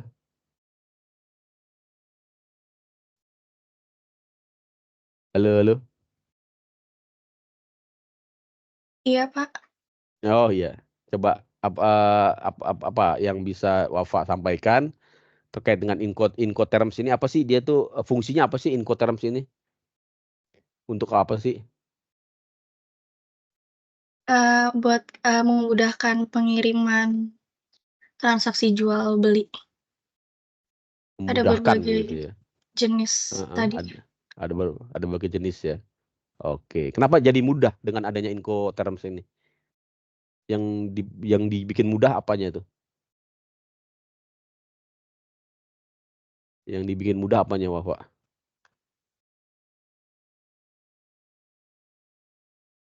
Apanya yang dibikin mudah? Pembagian apa? Pembagian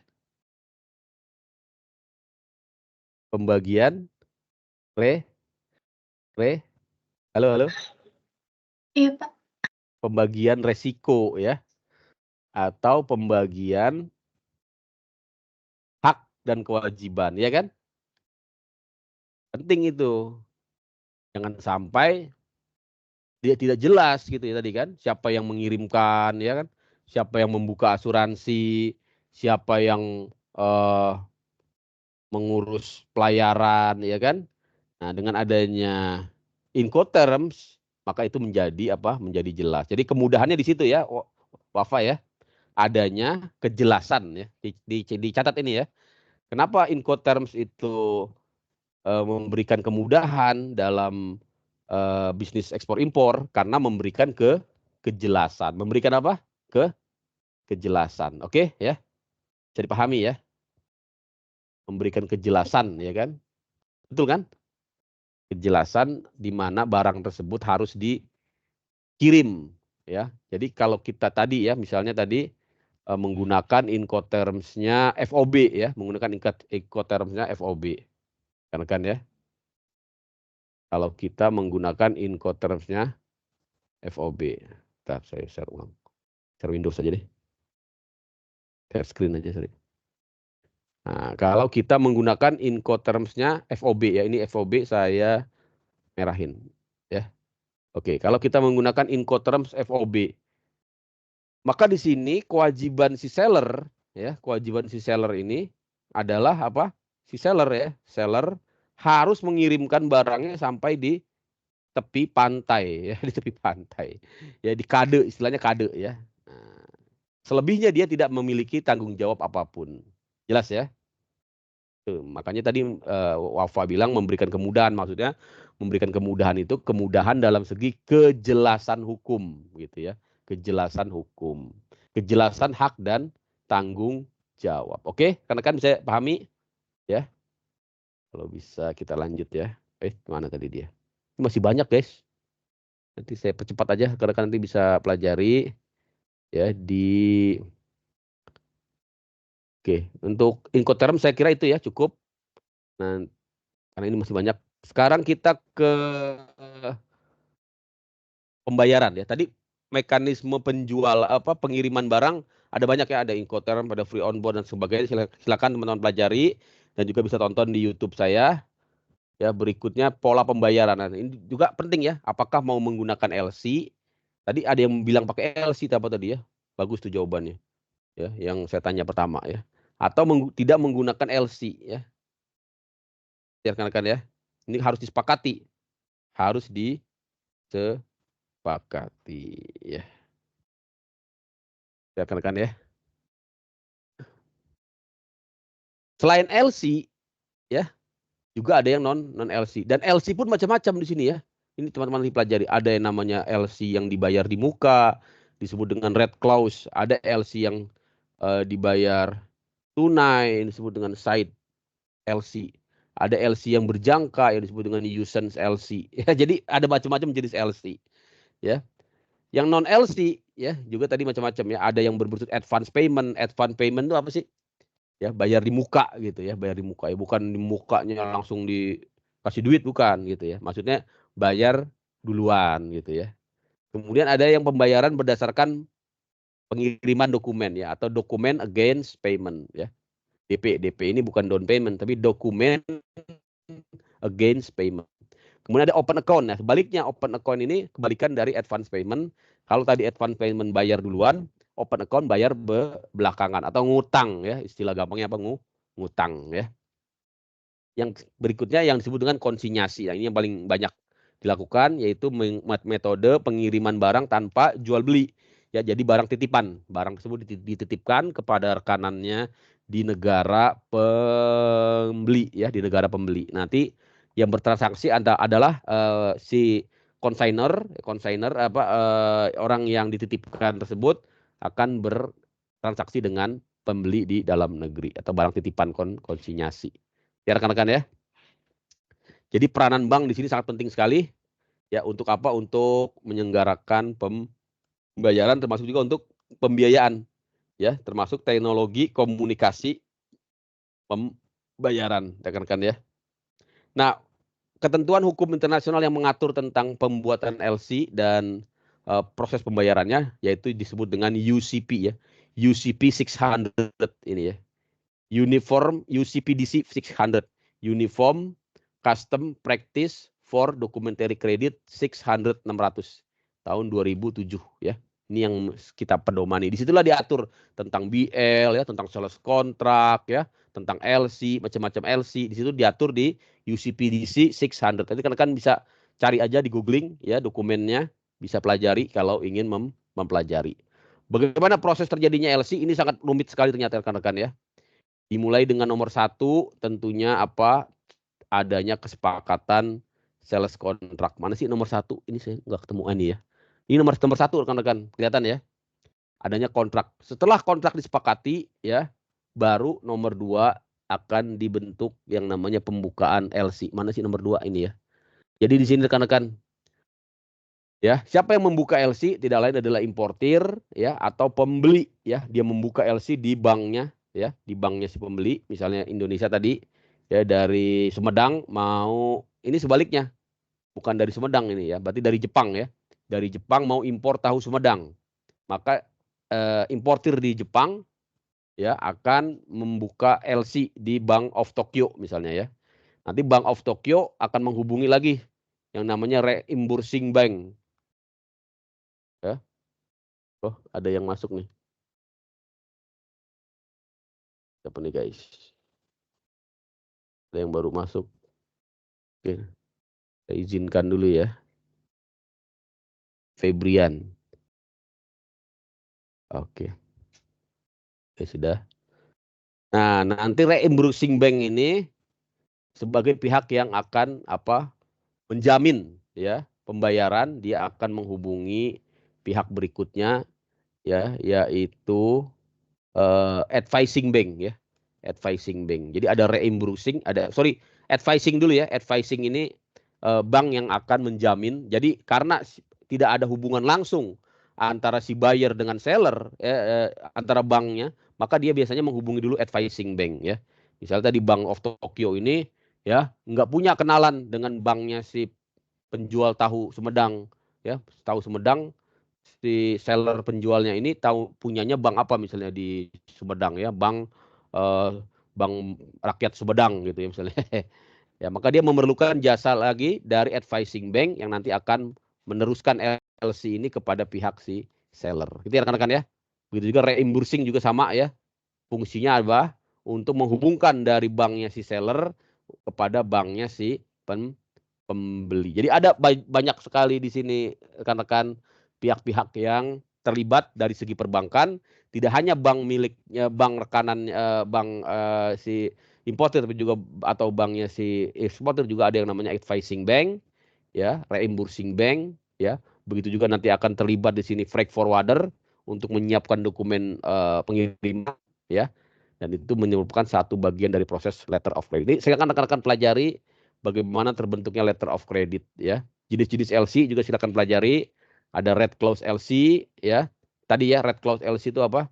LC yang memperkenankan eksportir menarik sebagian atau seluruh dari nilai LC sebelum pengapalan barang. Ya rekan-rekan ya.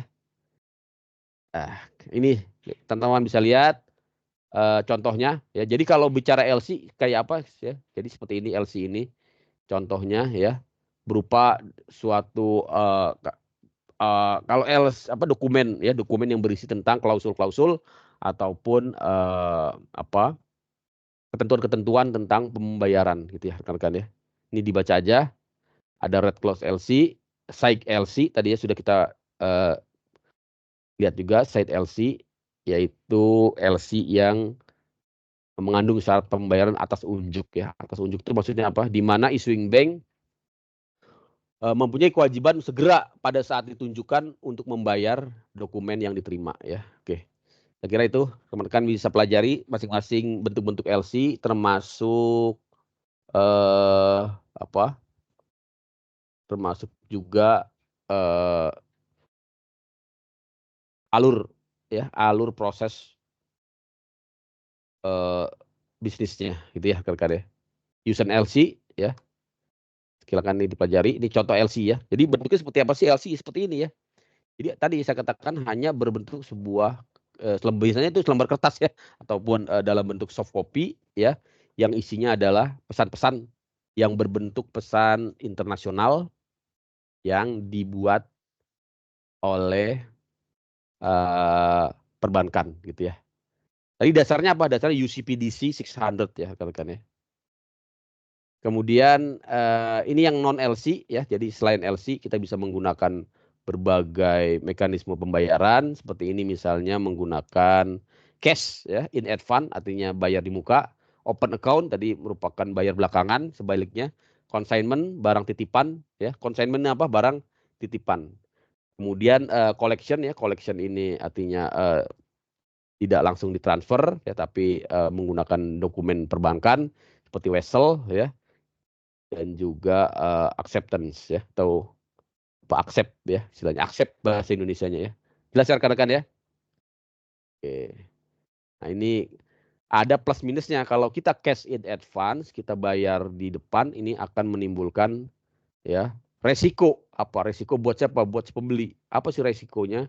Yaitu barang tersebut ketika sudah dibayar tidak sesuai dengan perjanjian. Misalnya tidak datang tepat waktu atau barang yang dikirim justru barang yang berbeda. Sebaliknya ya, untuk si pembeli tentunya ketika kondisinya cash in advance dia akan sangat terbantu, dia akan sangat diuntungkan. Kenapa? Dia sudah mendapatkan pembayaran padahal dia belum melakukan pengiriman. Ya teman-teman ya. Sebaliknya untuk open account atau yang bayar belakangan ya, atau yang ngutang ya, bayar tapi nyicil PTN. Nah, ini ada resiko yang besar buat si penjual, sorry ya. Buat si penjual ya.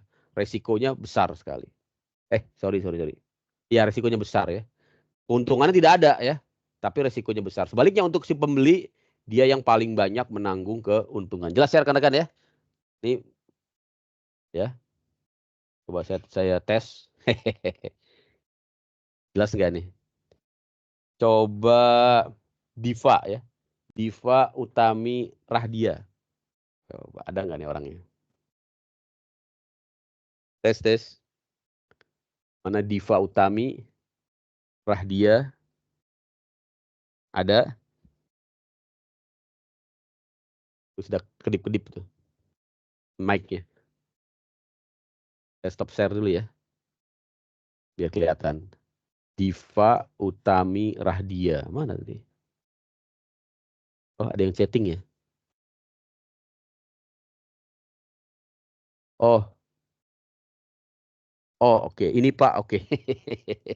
Bisa bersuara, bisa menghidupkan mic. Di atas tuh ada tombol mic-nya. Di unmute aja. Nah, saya mau tanya.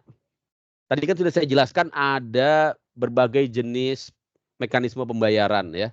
Ada LC, ada yang non LC, ada yang open account. Open account itu dia apa sih? Open account itu? Open account itu apa sih, Diva? Diva ya? Open account itu apa? Open account itu apa? Mekanisme pembayaran dengan cara apa tadi? Open account, dan ada lagi satu lagi advance payment. Bedanya apa open account dengan advance payment? Bisa jawab Diva? Nah ini Diva nih.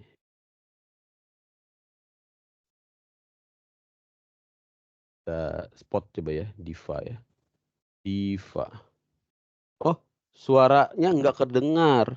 Pak, suara saya terdengar nggak ada suaranya. Oh, padahal udah ngomong ya. Masih di mute itu.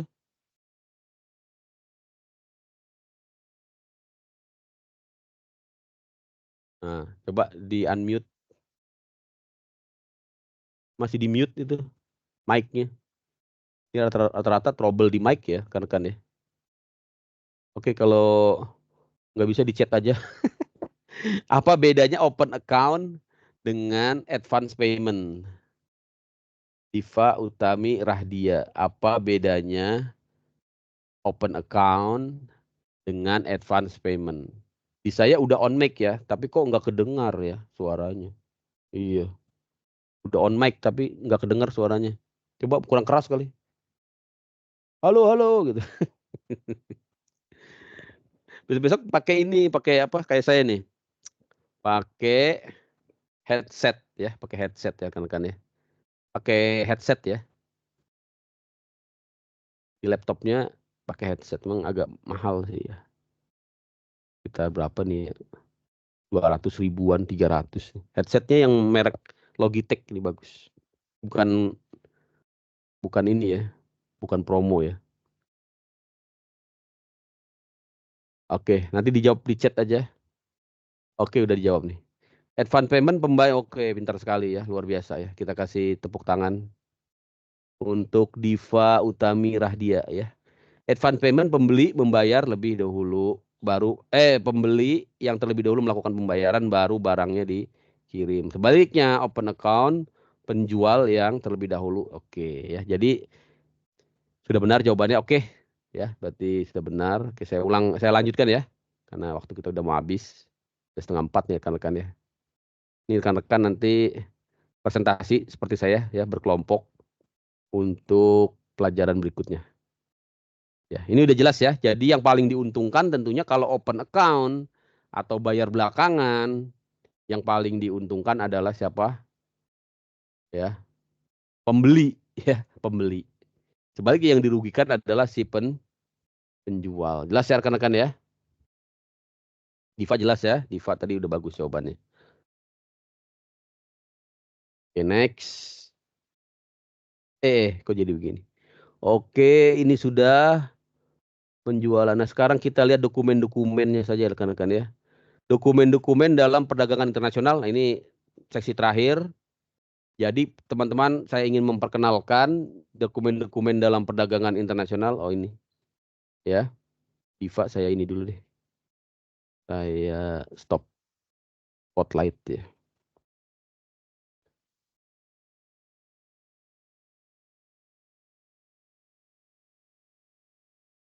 Oke, saya share lagi. Rekan. Oke, oh ada tamu, ada guys. Kita lihat siapa tadi. Ada yang masuk guys. Oh nggak ada. Tadi kayaknya ada yang masuk. Nggak ada ya. Oke, kita lanjut.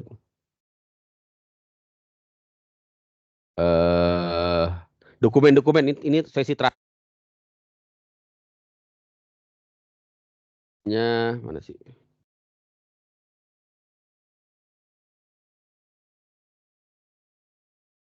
Cargo manifest ya. Pernah dengar cargo manifest? Ada yang tahu cargo manifest itu apa? Ya. Ada yang tahu cargo manifest itu apa? Ya. Siapa yang tahu? Yang tahu boleh angkat tangan. Apa itu cargo manifest? Ini sudah ada jawabannya di depan ya. Yaitu keterangan dari muatan-muatan kapal yang akan sandar. Ya, jadi cargo manifest itu daftar muatan lah gitu ya. Nah, di Bea Cukai itu disebut dengan dokumen BC11 ya. Dokumen BC11 ya. Dan ini dibuat dengan modul aplikasi manifest. Jadi menggunakan sistem aplikasi ya. Nah, ini dia bentuknya, daftar muatan ya. Misalnya ini cargo manifest ya. Dari kapal yang namanya ANL Windara ya, kapalnya. Ya. Kemudian ini kapal induk ya. Kemudian kapal kapal feedernya. Itu kapal yang lebih kecil dari kapal induk, yaitu Sinar Bromo dari Malaysia kemana? Kemana nih? Ke Indonesia ya, ke Adelaide, sorry. Ke Adelaide. Adelaide itu di mana? Di Australia ya, rekan-rekan ya. Apa saja data-data yang ada di dalam manifest? Yang pertama, nama pihak yang melakukan pengiriman barang ya, yaitu dari Malaysia ya. Dikirim ke mana? Dikirim ke Australia, ini dia ya.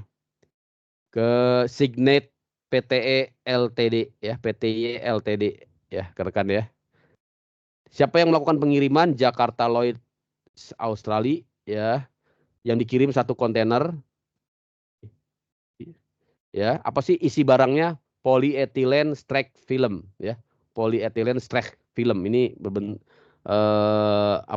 gulungan plastik ya, plastik film ya. Sebanyak berapa? Sebanyak 20 palet. Jelas ya rekan-rekan ya? Di sini juga ada mencantumkan freight ya, freight. Freight itu adalah biaya kirim, ongkir ya, ongkir. Sebesar berapa? $6. Murah sekali ya. Oh enggak. $6 nih hanya biaya tambahan ya. Asuransi ya, ISPS. Biayanya 355.000 ya. Australian dollar. 355 Australian dollar biaya freight-nya. Ini adalah manifest udara ya, hampir sama, tapi di sini lebih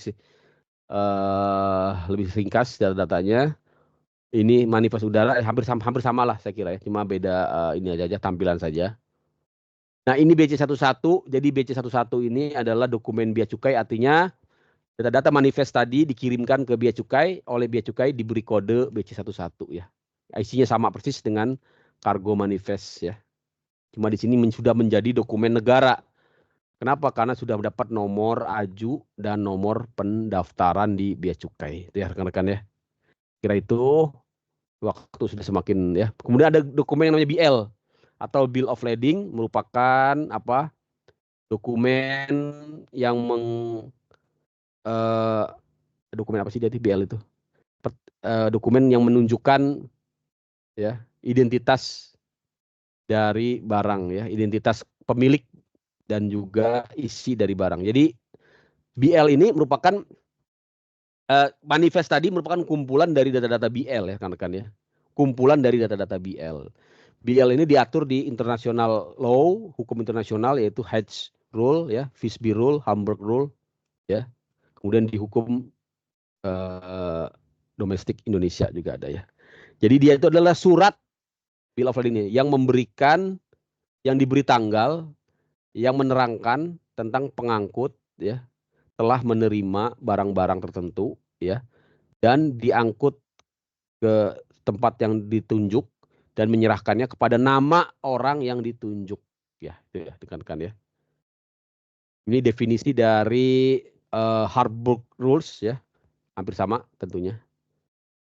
Intinya apa? Dari BL itu di sini ada nama identitas para pihak ya, nama kapal, nama pelabuhan ya, kontraknya seperti apa. Yang paling penting adalah di sini ya, nama para pihak ya, nama para pihak yang akan menjadi pemilik ataupun orang yang berhak untuk mengklaim ya kepemilikan dari barang yang dikirim tersebut. Ya rekan-rekan ya. Saya kira itu ini isinya tidak lain adalah sama dengan manifest ya. Bedanya kalau BL ini hanya untuk satu ya, hanya untuk satu item barang saja. Kalau manifest tadi kumpulan dari seluruh barang yang ada di dalam kapal tersebut ya. Fungsinya apa BL? Sebagai dokumen of receipt, sebagai tanda terima barang, dokumen of title sebagai tanda kepemilikan, dan juga sebagai dokumen kontrak pengiriman. Ya, jenis-jenis pun banyak, ada master BL, house BL. Master BL ini yang dikeluarkan oleh pelayaran. Ya, house BL yang dikeluarkan oleh freight forwarder. Jelas ya rekan-rekan ya? Oke. Ya, ini jenis-jenis BL, silakan rekan-rekan nanti baca ya. Ini juga jenis-jenis BL lagi, silakan ya. Dibaca saja. Kemudian ada direct BL, ada true BL. Nah, ini yang paling penting ya, true BL. True BL ini nanti kalau kita melakukan transshipment ya, kita harus menunjukkan yang namanya true BL kepada bea cukai. Untuk apa? Untuk mendapatkan perlakuan sebagai ya penerima fasilitas FTA. Ini sangat penting. Kalau FTA free trade ya mendapatkan tarif yang lebih rendah, maka dia harus apabila melakukan transshipment harus ya buktikan dengan adanya True BL yang menunjukkan berbagai rute atas pengiriman barang tersebut dalam satu BL atau disebut BL terusan atau True BL. Jelas ya True BL ya kan ya? Nanti keluar di UAS ini. True BL ya. Silakan nanti teman-teman baca True BL. Tadi ada apa? Ada True BL ya, ada macam-macam tadi kan. Host BL, ada Master BL. Kalau Master BL, BL yang dikeluarkan oleh pelayaran. Kalau Host BL, BL yang dikeluarkan oleh agen pelayaran ya atau ekspedisi. Oke, saya kira itu ya. Kemudian ada jenis-jenis BL lain yang dalam bentuk surrender, dalam bentuk telex, silakan dibaca ya. Kemudian untuk udara disebut dengan airway bill ya. Jadi beda namanya ya, tapi fungsinya hampir sama ya. Fungsinya hampir sama dengan BL di laut. Oke, saya kira ini rekan-rekan bisa baca ya jenis-jenisnya. Ya. Dari airway bill, ada direct master, ada konsul back to back ya. Apa sih konsul to back? Yaitu mengcover satu House I Will Big saja ya. Jadi yang dimaksud dengan master back to back ini artinya mengcover satu host AWB. Jadi satu master, satu host ya. Tadi master itu yang dikeluarkan oleh pelayaran, sedangkan host yang dikeluarkan oleh agen pelayaran. Oke rekan-rekan ya, nanti ini dipelajari. Nah, kemudian ada yang namanya untuk I Will Bill ini dikeluarkan oleh NVOCC ya, atau perusahaan jasa titipan. Apa tuh NVOCC ya? Yaitu non vehicle operator. Saya lupa singkatannya ya. Jadi intinya dia tuh agen pelayaran lah gitu, atau konsolidator ya, atau pengusaha jasa titipan ya, NVOCC ya, non vehicle operator operating chapter, saya lupa ya. Ini intinya tadi ya. Jadi rekan-rekan bisa cari di internet apa itu yang dimaksudkan NVOCC. Saya kira itu ya. Rekan-rekan, saya kira ini sudah cukup. Jadi rekan-rekan nanti bisa pelajari jenis-jenis dokumen dari perdagangan internasional, sangat banyak tadi ya, ada BL ya kan, ada cargo manifest ya, kemudian ini apalagi nih, ada commercial invoice ya, atau kita kenal dengan faktur ya, kemudian ada packing list ya, ada polis asuransi, ada TT telegraphic transfer ya, atau bukti pengiriman lewat perbankan ya. International Money Order ini juga bagian dari dokumen perdagangan internasional. Letter of credit jadi ya. Ini bentuknya seperti ini saja rekan-rekan, letter of credit ya. Nah ini yang paling penting juga, certificate of origin untuk menunjukkan keasalan barang ya. Apa fungsi certificate of origin? Menunjukkan keasalan barang. Nanti saya tanya ya. Nah, apa? Ini dicatat ya. Apa fungsinya certificate of origin? Menunjukkan keasalan barang. Keasalan bukan keaslian ya. Asalnya dari mana? Dia itu seperti sebuah paspor untuk barang ya. Pasportnya barang. Kewarganegaraannya barang ya. Apakah dia dari Cina, apakah dia dari India ya. Apakah dia dari Uzbekistan ya. Kemarin kita kalah sama Uzbekistan ya. Makanya wasitnya tuh ya langsung kita serang ya.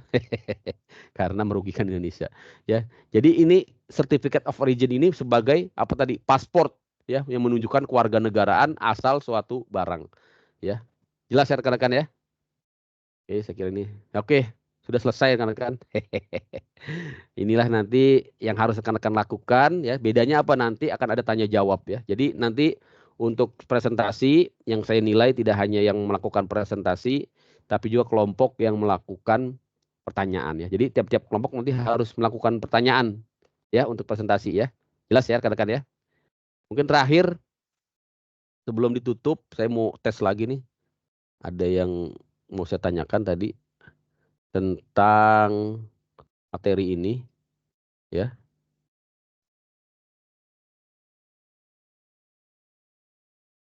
Apa itu? Apa ya? Siap nggak nih? Saya tanya. Atau udah capek semua nih. Baiklah ya. Karena udah jam 4 juga. Terima kasih. Udah mau habis waktunya. Ada pertanyaan rekan-rekan? Ada yang ingin ditanya? Ada yang ingin ditanyakan?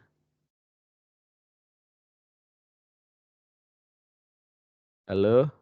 Ini memang kendala jaringan kayaknya ya.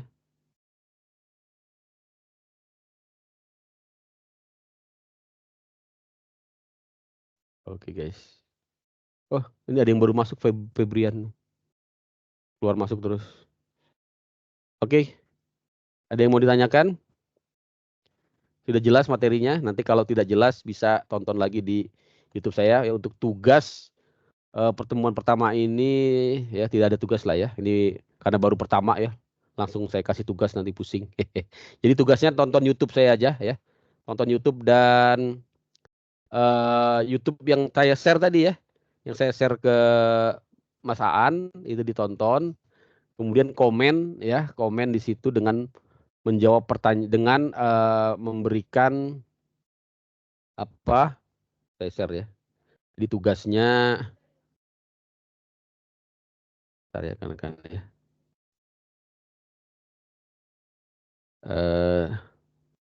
Saya share ya, share screen. Izin saya share lagi screen. Oke. Jadi untuk pertemuan pertama ini ya karena tidak ada yang presentasi maka saya kasih tugas ya. Tugasnya ya buat resume aja ya. Buat resume dari mata kuliah dari pertemuan pertama ini ya. Dari sesi pertama ini ya. Buat resume rekan-rekan ya. Nah, resumenya cukup jangan resume lah ya, buat resume ya. Sorry.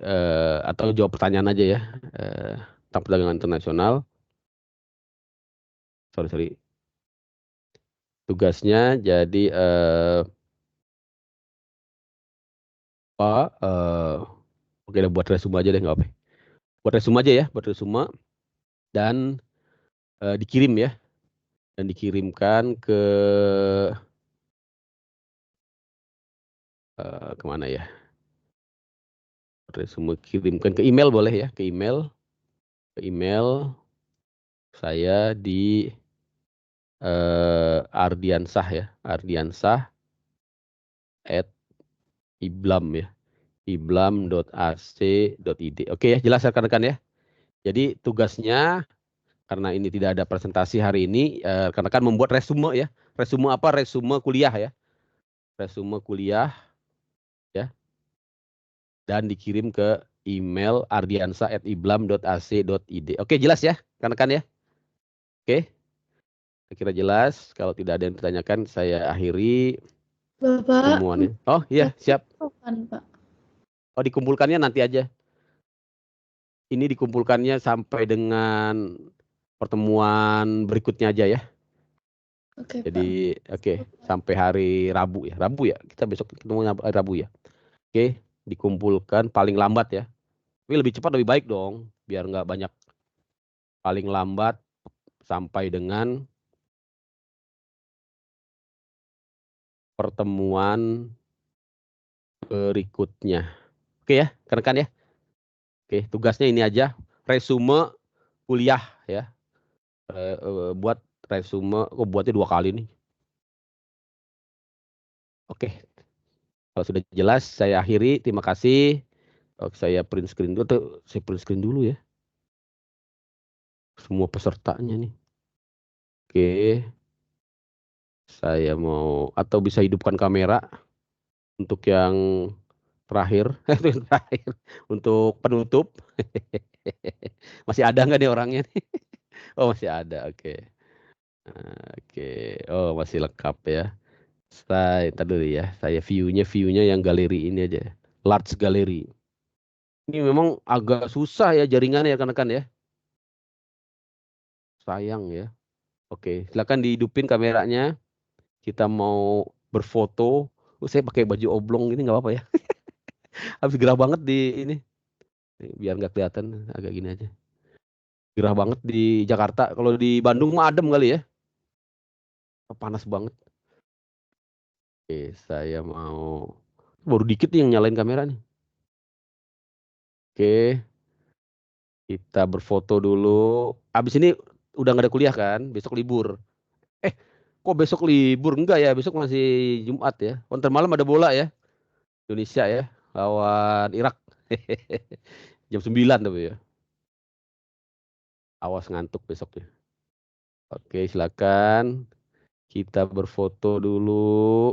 Belum keluar semua nih. Masih sedikit. Ya. Ya emang agak susah ya jaringannya ya. Oke deh.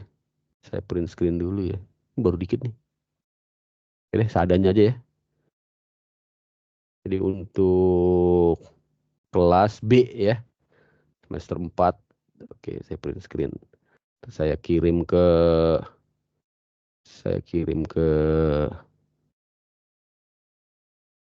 Aan ya.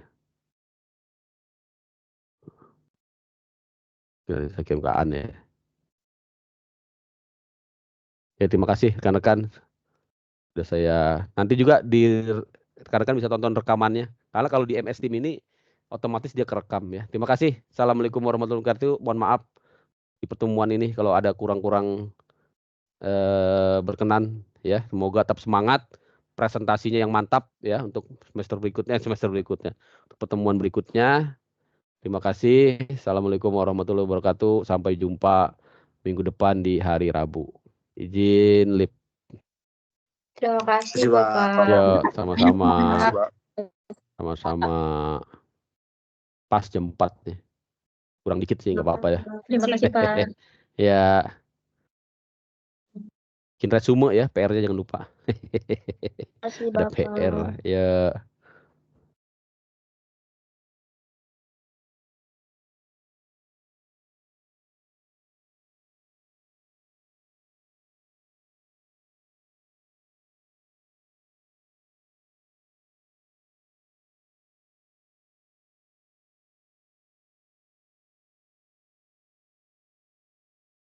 Ih, ada yang baru masuk nih. Oh, ada yang baru masuk. Oke. Kita akhiri ya.